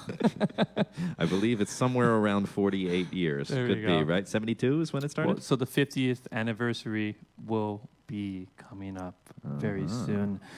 So I saw that the ensemble was degenerating. Basically, there was no one to carry the mantle on Doug's passing and retirement. So I was just in a fortunate opportunity running Young Musicians Unite to say, I can do that. I can just take over Rock Ensemble and add it to YMU. Make it a YMU program, bring our team to it, and all of the resources we have. So we did that, and I became the director. Mac is the assistant director, who was the assistant director when I was a student, so I get to work with him. We made AJ Hill the artistic director of Spam All Stars, and we worked together as a team. I worked with the band, bookings, and then AJ works with the band also, but they're mainly vocalists, and he tunes them. So let's talk about this for a second. Let's talk about the setup Yeah. of Rock Ensemble, because I think it's pretty cool. Yes. And again, speaks to Doug's vision for the program. but you guys have, it's not just a band, right? Like this is a true, you could call it a vocational experience, right? Like it's, if you're a musician, you're getting the experience of being a professional musician. If you're on their tech and stage crew, which I'd love for you to talk about, you're getting the experience of being on a real professional tech and stage We have a real sound system, microphones, board. We have a tech crew. They set up everything in practice, and the band sets everything up. And then we're done. We break it all down. But this tech crew is students. So it's not like you're hiring a tech crew. You guys have built this out of the student population and trained up these young individuals. These students actually learn how to do live mixing and sound. And David, who is here today helping us with our sound, is actually one of the sound engineers. Many people have come from being sound engineers in rock ensemble to pursuing a career in the industry as studio workers, live sound workers. So it's a promising career options once you're doing this for a long time. Before coronavirus, YMU had about, we were on track to do 150 shows. We had about 86. And the sound crew for Rock Ensemble was facilitating all of these performances. They were going there. When you say 150 shows, you're talking about YMU bands performing 150 times just within the past year. Just in 1 year. Yeah. 1 year. And so Rock Ensemble played probably 35 shows in 1 year. And these kids have to go early. They all set everything up. They sit around. Sound check. They sound check. They perform. They break everything down. And then they put it all back in the van. Then they go back to the school and unload it again. And it's a 12-hour day. Yeah. And they really know what it's like to perform and to set up and break down. I feel like a lot of people don't realize, especially non-musicians or young musicians who have an aspiration to be a professional musician, a lot of them don't realize how much non-music work goes into being a musician. There's loading the van and taking it back to the school and taking it all out and organizing it. Like those things are actually more of a part of your day being a musician than the music part. And so I think it's amazing that these students are getting that like a real glimpse into what it's going to be like instead of having a delusional idea of what being a professional musician might be like. They get to see whether they really truly want to pursue that for themselves. And there's just so many moving parts, not getting in an accident on the way there, not losing anything, not breaking anything. Did we forget? Have your guitar in equipment, tune. Being in tune, like all these things and moving parts. And we teach that to the students. We don't baby them. We make sure that they set up their own stuff. They're sound checking their own. You know, Mac trains the techies during the rehearsals, but he walks away live shows. And we have this respect from the musicians and the techies. We make sure that they're all working together because I always say, if you're not nice to them, the musicians and your prima donnas, then remember, they're the ones doing your sound. You're not going to sound that great at the show. Yes. Because we Can't be rude to the sound guy. They would quit all the time. They would come and go and come and go. And once I took over, I changed that. I said, you don't just show up and grab your guitar. You grab a PA speaker. And we made them all work together. And it used to just be the sound crew doing that. And because of that, no one quit. It kept growing. We had like 12 kids at the end of the first year I did it. And the kids sounded fantastic because they worked together. They were friends. And they just had such a strong bond and no ill will and good feelings towards each other. And you know, it takes a lot of training just from teachers and everything to be able to do that. But there's like this organic magic. So I was happy to be part of that as a kid. I saw Rock Ensemble as a child. It influenced me to want to be a musician. I got to be in a group in high school. And now here I am full circle as the director of the Miami Beach Senior High Rock Ensemble, which is under Young Musicians Unite. So you just never know how things are going to turn out. Yeah, I agree. Yeah. I want to talk to you about some maybe less YMU related things for a minute. I want to get personal. No, but I want to talk to you still about music. You've as a true Renaissance man, you've spanned a number of genres. You know, you're an accomplished classical guitar player. You had a band named Jacob's Ladder where you guys played rock music, and if I'm not mistaken, you played bass in the band, right? Yeah, I've been playing bass guitar since I was 6th grade. What'd you play in Rock Ensemble? Guitar and bass. I started on bass, and then I went to guitar. Okay, gotcha. And when you went to New World School of the Arts, that was to study classical guitar.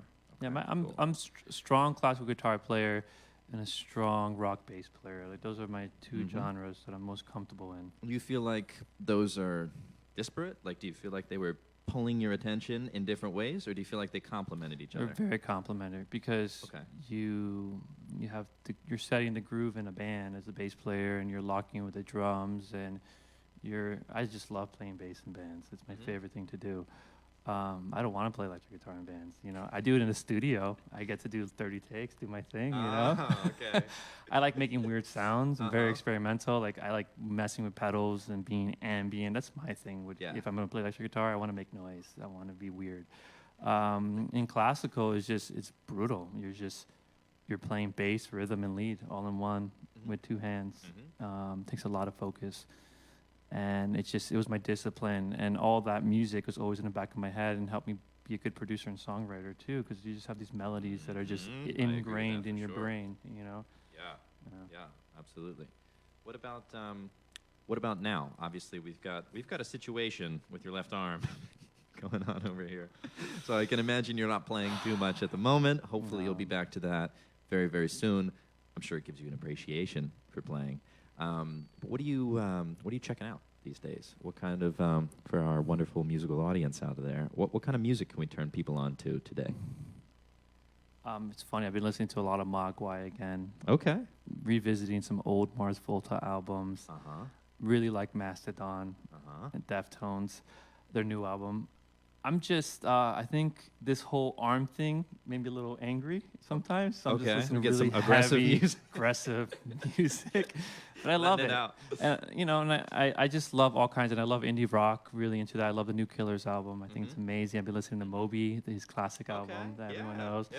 So very varied. You definitely have a very wide range taste. Yeah. I just download full albums, and I'll look at my iTunes, and I'll look at like 20 photos of albums, and I listen to full albums. I'm not like these kids today who can't listen to more than like 30 seconds of a song. Like I don't get that. I have to listen to the whole thing. I'm into the full albums too. Pink Floyd. It's like an immersive experience if you do it that way. Yeah. All right, so one more question on that subject then, because you have such an eclectic taste. What's an artist that you think people would be surprised to find out that you listen to, especially like a guilty pleasure artist? Anything like you listen to Miley Cyrus sometimes when nobody's watching? What's going on? It's funny. One of my top 3 bands is brand new. Okay. Super emo.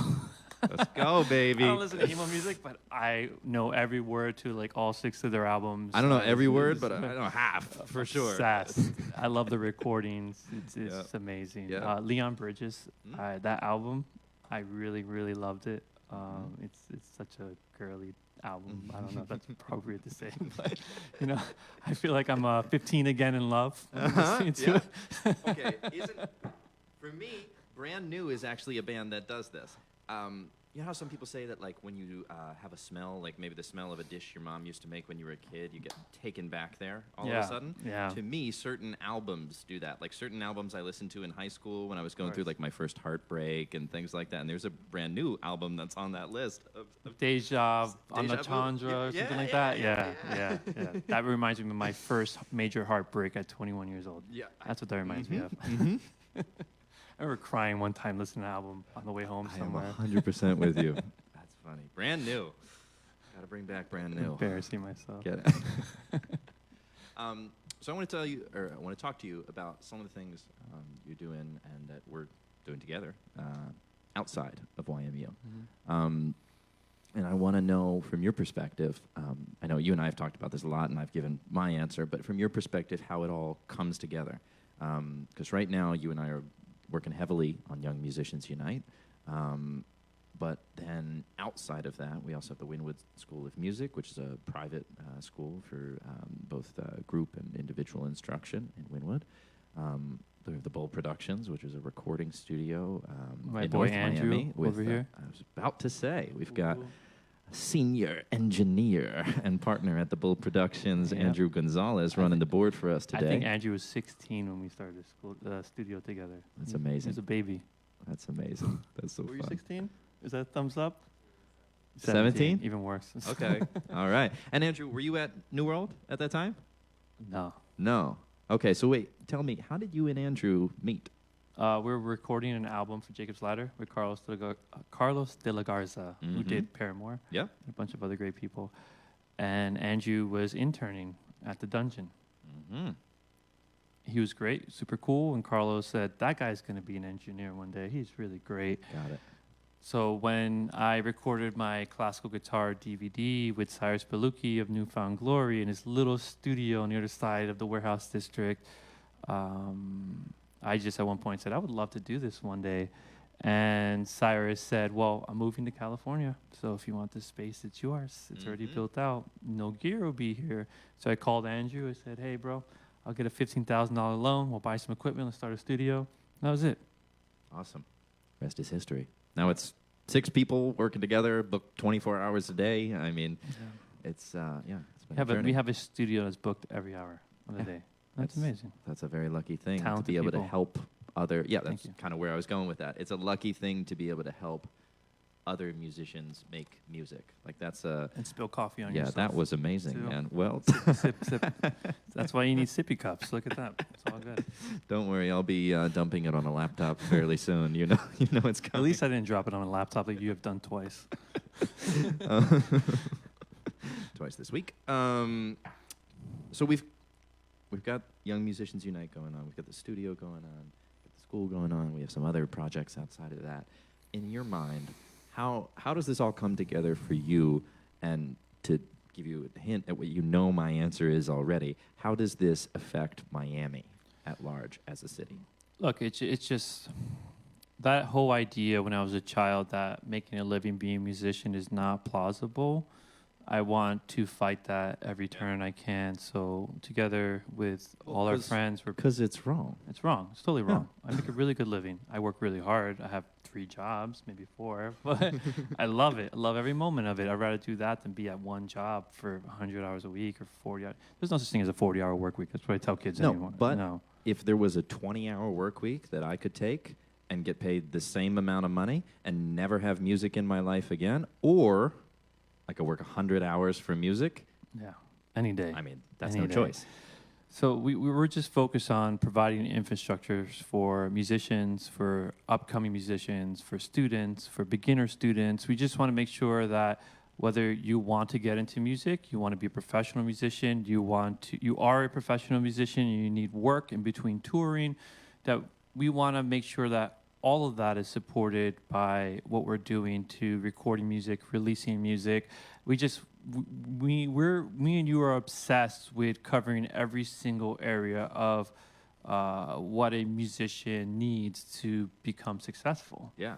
I think we've described it before as like the creative infrastructure of this city. You know what I mean? Like we need that infrastructure. We need that support system so that when a gem comes through the system, like Ceci Leon, like Steven Shapiro, Lily like Kaplan. Dave Desmaretz, like Lily Kaplan, like Cooper. Yes. Like to see those students come through the system, to me, I just want to give them every opportunity they can because I know they're going to do an amazing job with it. Like they're not going to take it for granted. It's going to be meaningful to them. So think about that, those students you just mentioned. We have a recording studio for Young Musicians Unite now.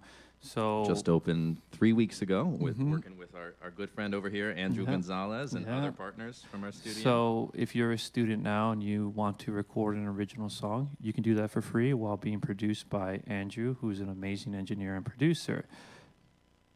That was so expensive to do growing up, so we wanted to eliminate that barrier and get rid of that.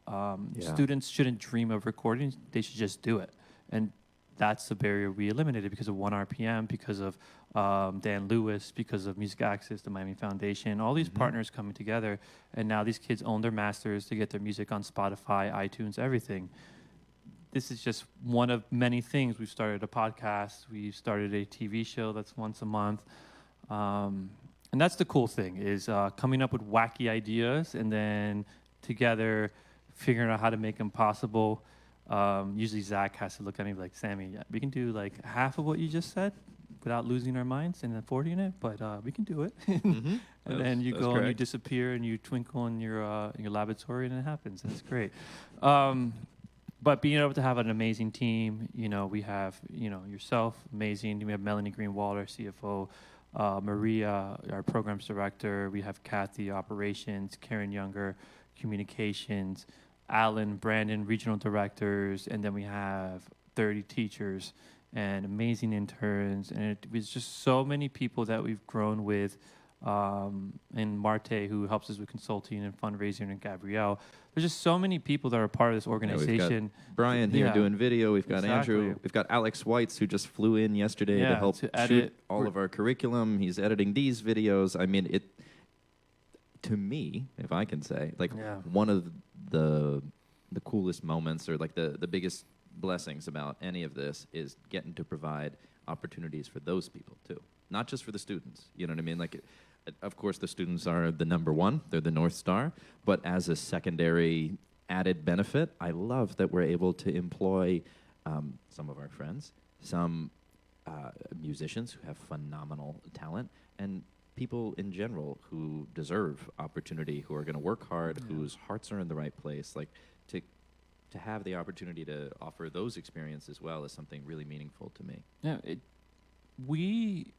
most of the people on our senior staff are amazing musicians, extremely accomplished, but they wanted to get on the other side of the music industry. They wanted to support the upcoming generation. They didn't do it because they didn't like being a musician or they weren't talented enough. So YMU gives them and myself an opportunity to learn how to do that. Like, you know, for anyone working with this team, you know, who would have thought, I'm going to be, I'm going to be CEO of a nonprofit. I'm going to, Yeah, no, I was just trying to like learn Oasis songs. That's how this started. I was trying to play Wonderwall, and now I would have never, I thank Virginia Carr and Jeffrey Miller for pushing me to found Young Musicians Unite, but I would have never thought that I would be CEO and a founder of a nonprofit. I didn't even know what a 501c3 was. I just remember Virginia going, can you teach my kids in the band? Just meet every Sunday. We started doing that, and she's like, I'm going to do this 501c3 thing. I was like, oh, okay, cool, great. I don't know what that is. And here we are now, right? So fast forward. Let's talk about that for a second, because Virginia was actually going to be with us here tonight, but we, for scheduling reasons, weren't able to have her in the studio. She's running her own nonprofit, Strong Girls. Yeah, fundraising. I was about to say, which is doing amazing on Give Miami Day today. So if you guys are interested in supporting a program that is instrumental in the development of young females here in Miami, please check out Strong Girls Inc. Our board member, Virginia Akar, is the director of that nonprofit foundation. She's doing amazing work. Yeah. But why don't you tell me and the rest of us a little bit, just a short version of kind of how that all got started. I know Virginia and Jeffrey were a big part of helping YMU to get started, and I want to give credit where credit's due. Yeah. So when I stopped playing in a band, I was Virginia Carr. I was teaching her son guitar for many years at that point, and he was in high school, went to Ransom, and she said, there's a bunch of great kids, Anthony Miller, drums, Kane Carr, we have Luke on keys, Matt, bass, Chrissy Schlesinger on vocals. There's an opportunity for you to, why don't you just do the same thing, teach them how to be in a band. So we started meeting on Sundays, and I started to train them the same way that I was in a band. I taught them how to be in a band, how to get along, how not to fight together, which is a big part of it, how to gel together, become better musicians. And we threw our first performance and raised about $10,000 at that performance, which so it was we didn't these expect. Kids that you were working with that then ended up playing in that band. And my understanding is that these were kids of means. These were not the kids that you ended up starting the foundation to serve. So how does that all tie together? So these students went to Ransom, and they're just awesome students. And we worked together. Like I said, we did the show, raised money. And I remember the parents wanted to donate the money to like a cancer charity, Make-A-Wish, which was amazing. Of course. Virginia called me and said, hey, they want to do this. How do you feel about it? And I said, I don't feel so great about it. Here we are. I'm working with these kids doing music, and they are performing. And I am a person who was sponsored on my life, and it wasn't for free music education, I wouldn't be here right now. Right. So I said, I would like to really find a school that needs music. And I would volunteer myself to go and teach it. Like, I want to do that. And she felt strongly about that too. So she told the parents that, and they at first weren't happy because they didn't get it. So I sat with them at a practice and I told them my story. And after that, they said, "Oh, okay, let's do that." So we adopted, because of Karen Fried, who's a friend of Jeffrey, the Young Men's Preparatory Academy, which is the Title I school in Wynwood, all boys, mostly Haitian students, which the most talented students we've ever had from YMU hail from that school. There's just something in the water there. Maybe it's the Haitian culture, the church playing, all that good stuff. It's just magical. And that's how I started teaching at the Young Men's Preparatory Academy 2 days a week. Mr. Florentine was there. He helped me get in with the kids. He was a great music teacher himself. And then he was teaching horns and everything, so I was really focused on drums, bass, keys, guitar, that rhythm section, that building the jazz band part, but doing it in a modern band style. And that was like how we started getting into schools is, hey, you have a great jazz band, but your rhythm section, I can help build that through a modern band class, and then you can take them and they'll know how to read and everything. I remember going in thinking, I'm going to teach these kids how to play classical guitar. How'd that go? It went terrible. They hated me. And it was not the same. And it was so hard these are kids from different means, different background, demographics, and I had to change my shift on what I wanted to do, how I wanted to do it, how to approach them, how to teach a group. You got to meet them where they're at. Exactly. Right? So I started writing music for them, Spanish tunes, and then like just instrumentals. And then I started doing these pop tunes that they liked. Like we did a Justin Timberlake and Jay-Z song. I don't remember the name of it right now, but they loved it. So awesome. So the band that we worked with, the partner band, they would come in and they would play, and then the kids would rap with them and everything. And now all of a sudden we're bringing kids with means, kids without means together to play concerts together. They're working together. They're mentoring each other.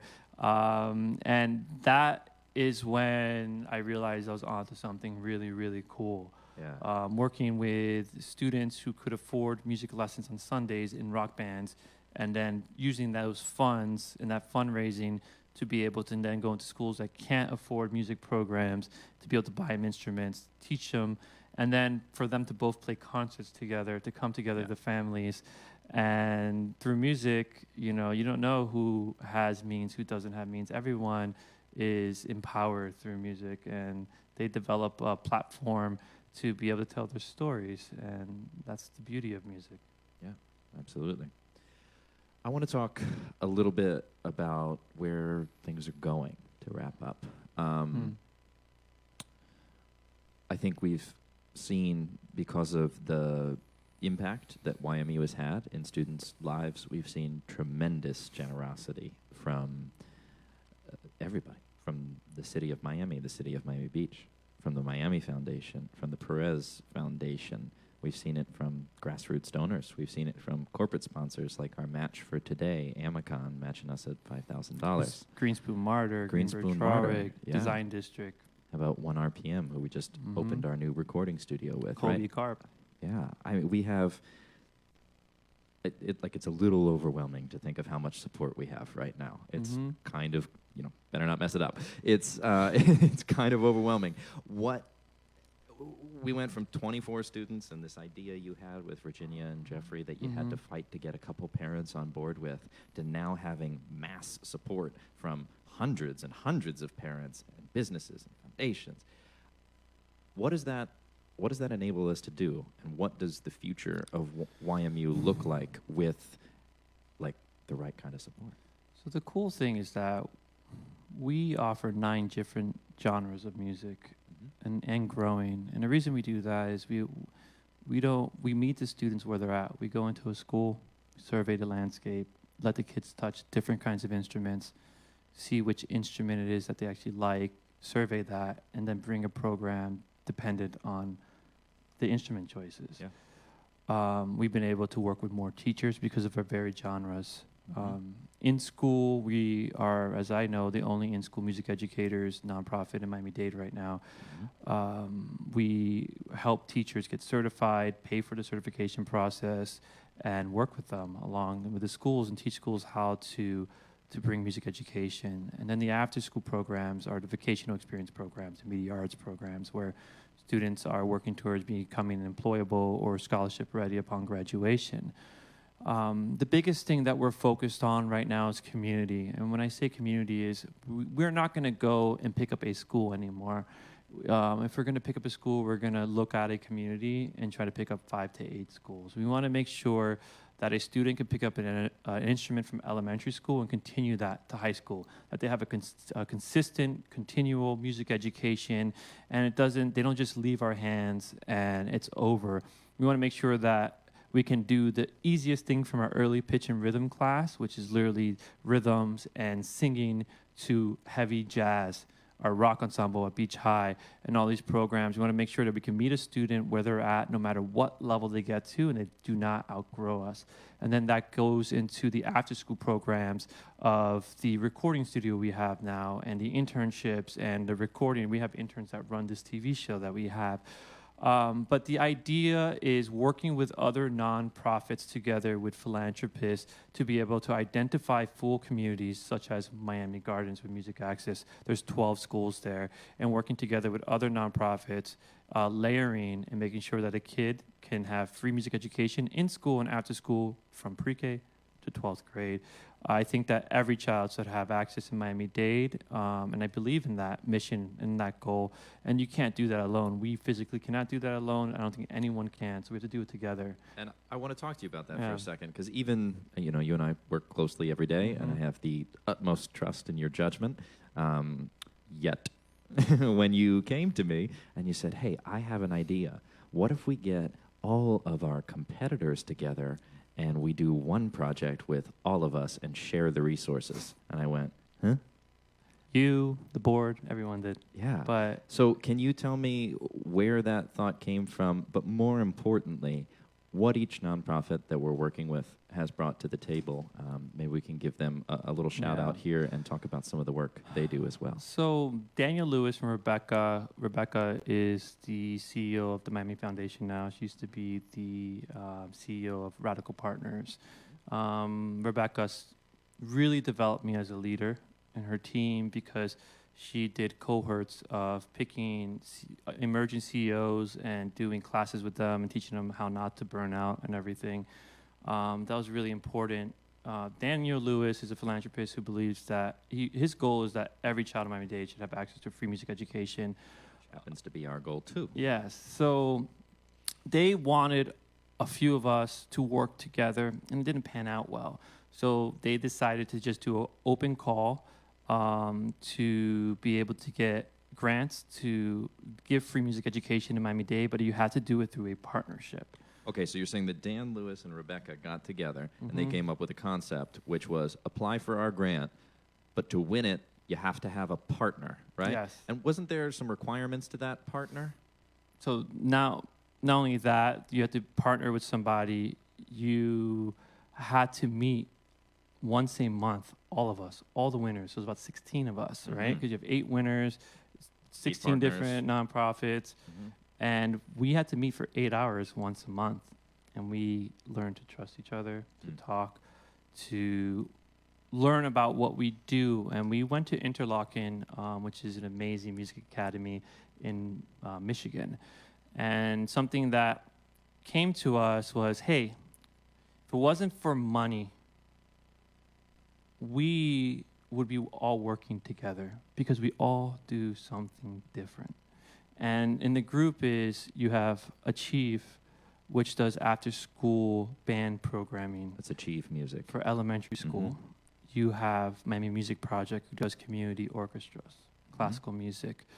You have Guitars Over Guns, after-school, hip-hop, SEL, really working with the students, middle school and high school. You have Arts for Learning, doing arts and different kinds of things from pre-K, elementary school. Some high school and stuff, but it's a different kind of art. It's more loose, arts and crafts, to music, to all kinds of things. And then you have Young Musicians Unite, who's focused on the in-school, truly learning to read music and all that stuff, right? It's different, which organizations do too. Granular music skills part of it. Yeah, and then our after-school programs are really just about the kids that rise to the top, that want to do more, that community engagement kind of, while the in-school is for everyone. So we all do something different, and we layer together so perfectly. So we realized that. And then that was the beginning of that push of, hey guys, this year has been over, the grant's done. If we want to move forward, we need to move forward collectively.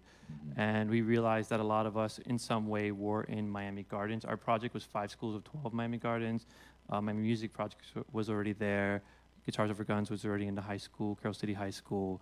So we just decided, well, why don't we all, the YWCA was part of it, which we had the recording studio out. So why don't we just all work together in Miami Gardens and serve every child in Miami Gardens and give them an opportunity from pre-K to high school.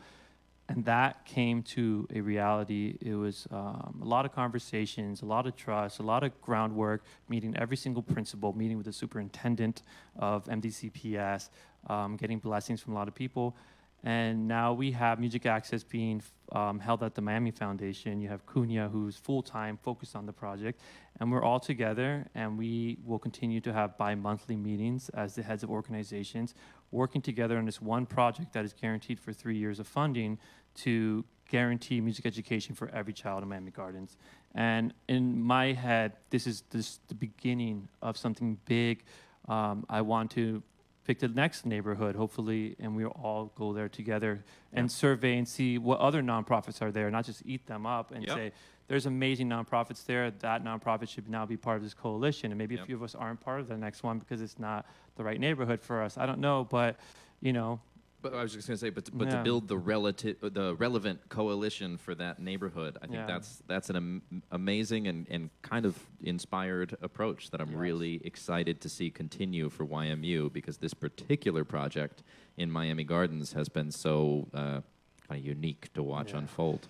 So I've been sort of rambling a little bit, but the reason why it's so important for Young Musicians Unite is the reason they don't have music education in a lot of schools is for 2 reasons. One, you just have teachers coming and going and coming and going, and all the equipment's being stolen and broken in those transitions. And then the principal says, well, we can't afford a music program because every new teacher wants me to give 20 grand to get equipment. So that's one thing that happens, which we keep track of all the equipment, we purchase equipment, we help the we principals take that find burden off of the school. Find new teachers that are right, that fit the right genre. So we have that. And the second main thing is low enrollment of schools, so they can't afford it. And you have this catch-22. Low enrollment equaling low funding. Yes. So by working with a full community, you have 2 things happening. One, you are working with the elementary, we do 5th grade, and then we're working with the middle school and the high school. When we do concerts, we're doing collaborations together. The parents are seeing the kids are seeing that there's a program in the middle school, and instead of trying to leave to a different feeder pattern, they're continuing to middle school because they know that they can continue the same instrument, the same program, but at a higher level. And so this is actually helping the schools we work with improve their numbers, improve their enrollment, and increase their funding. Yes. And now we go into a school, we're paying for everything in year 1, and then in year 2, they're able to afford a part-time teacher usually because their enrollment has gone up just because of the music program. And then hopefully in year 3, we have a full-time teacher there. So we are focused on community engagement, that the community's coming together, they're working together, there's shows together, that the enrollment's going up. And you have the catch-22 of the K-8 schools, which we solve. And the K-8s is, the kids get to 5th grade, they leave in 6th grade. They leave because there's no arts, anything besides PE. And there's no arts because there's not enough kids. There's not enough kids because there's no arts. So we come in there, we just flip the bill for the first year, and then all of a sudden the student numbers go up, and all of a sudden there's a robust art program. And that's what we do very well. And if you're working with a full community, it's so much easier to accomplish your goals together and get all the principals on board. And there's always a neighborhood hero, a philanthropist, somebody who truly cares about that neighborhood that you can tap and work with. So Young Musicians Unite, in a nutshell, our next step right now is we're surveying the Brownsville, Northwestern area. We're in 3 schools there. There's 17 we just surveyed. There's a total of 20, and we want to be in all 20 of those schools for fall. So we're looking at a 17 school growth, which will cost us about $400,000 more in funding per year to be able to accomplish that. Understood. Well, it's a lot to look forward to. Yes. Look, man, I've enjoyed talking to you today. Thank you. It's been the honor of my life working on this project, and Love you very much, bro. Love you too, and thank you so much for all the good work you do. Yeah, man. Thanks for doing this together. Right now, I want to give a few last-minute thank yous, and then we're going to say goodbye until we're back at 7:30 with our new episode 3 of From Live to Your Living Room tonight. Awesome. Thank you. So let's give a quick thank you to these donors. Right now, I believe we're at $19,145 raised of our $35,000 goal. We have from Amicon Construction. They've generously donated $5,000 for a match for us. Now, the way this match works is what? How do we unlock this match? We have to reach $25,000 to reach our $5,000 match for a total goal of $30,000. So right you're now saying it's power hour. When we hit 25,000, Yes. boom, it jumps to 30, right? It won't jump to 30 manually, but not on the meter. For us mentally, yes. But for we will us unlock the mentally, $5,000. It's Awesome. funny. They said, "Hey, can we donate at 25?" Like, I'd rather skip the fees. You can give us a check. Okay. Sorry, Miami So, Foundation. Not on the meter. What I will say is this. Like you mentioned, right now, it's the Miami Foundation's Power Hour. So if you're going to donate, there are 2 reasons why now is the best time. Number 1, it's the Miami Foundation's Power Hour, so there's bonuses and extra matches being given. Your money will be going further. And number 2, we are so close to reaching the $25,000 goal and unlocking that $5,000 match from Amicon. So please donate. And on that subject, we've had a number of donations recently, even during the process of this interview. Awesome. So I'd like to thank these donors, and I'm going to start here. We mentioned him last time because I was getting very excited and plowed right ahead. But thank you very much to Patrick Evans, Principal Patrick Evans of Beacon College Prep. Thank you for your donation today. You have Sydney. I cannot say that last name. McAuliffe? I want to say McAuliffe. Thank you, Sydney. Antonio Hernandez. Yes. Thank Son is you. in the rock ensemble. Phenomenal guitar player. Beast. Yep. One of the best guitar players I've gotten to work with in the high school setting. Ever. Agreed. Myself and I agree. Sheila Womble. Thank you to Sheila. She's Sheila, the best. Sheila has an amazing organization who's a partner of ours. a Arts for nonprofit. Learning. Sheila always sends me nice cards too whenever I'm like sad or something happens. So thank you, Sheila. Oh yeah? Yeah, she's the best. Oh So wow. sweet. I gotta get better friends with Sheila. That sounds nice. Brett Amron, thank you for your donation. Well, that's the coolest part of this project is that you're not alone. You're not in a vacuum. I'm hanging out with Chad Bernstein of Guitars Over Guns, Anya from Miami Music Project, Sheila from Arts for Learning, Rebecca, who's Rebecca, our next obviously. donor on this list. Thank Rebecca, you for donating. thank you not just for donating, but Yes. thank you for many things. Rebecca's been a huge supporter of Young It's amazing Musicians not Unite. to be alone and to be able to talk to other people going through the same things, right? Yeah, I agree. Our very final donor for right now, thank you to Sylvia Coral for your donation. If you want to donate, you can do so by going to ymu.life/Give Miami Day. That'll take you to the Give Miami Day page where you can donate and help us reach $25,000 to unlock that $5,000 match. It's going to happen. I feel it. Oh, I feel I think it we're too. going to hit 35, 40. I don't know. Well, we have our updated goal is now 35 because due to you guys, we blew past our original goal already. So Every year, once it's 8:30, it just starts going up. People get home. Yep. Well, Remember. I'm waiting for that now. Yeah.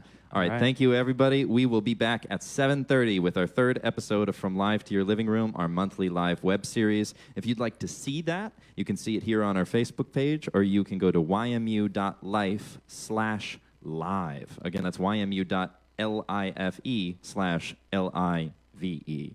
Just to make sure you're paying attention. Thank you. Have a good night. We'll see Thank you soon. Jack.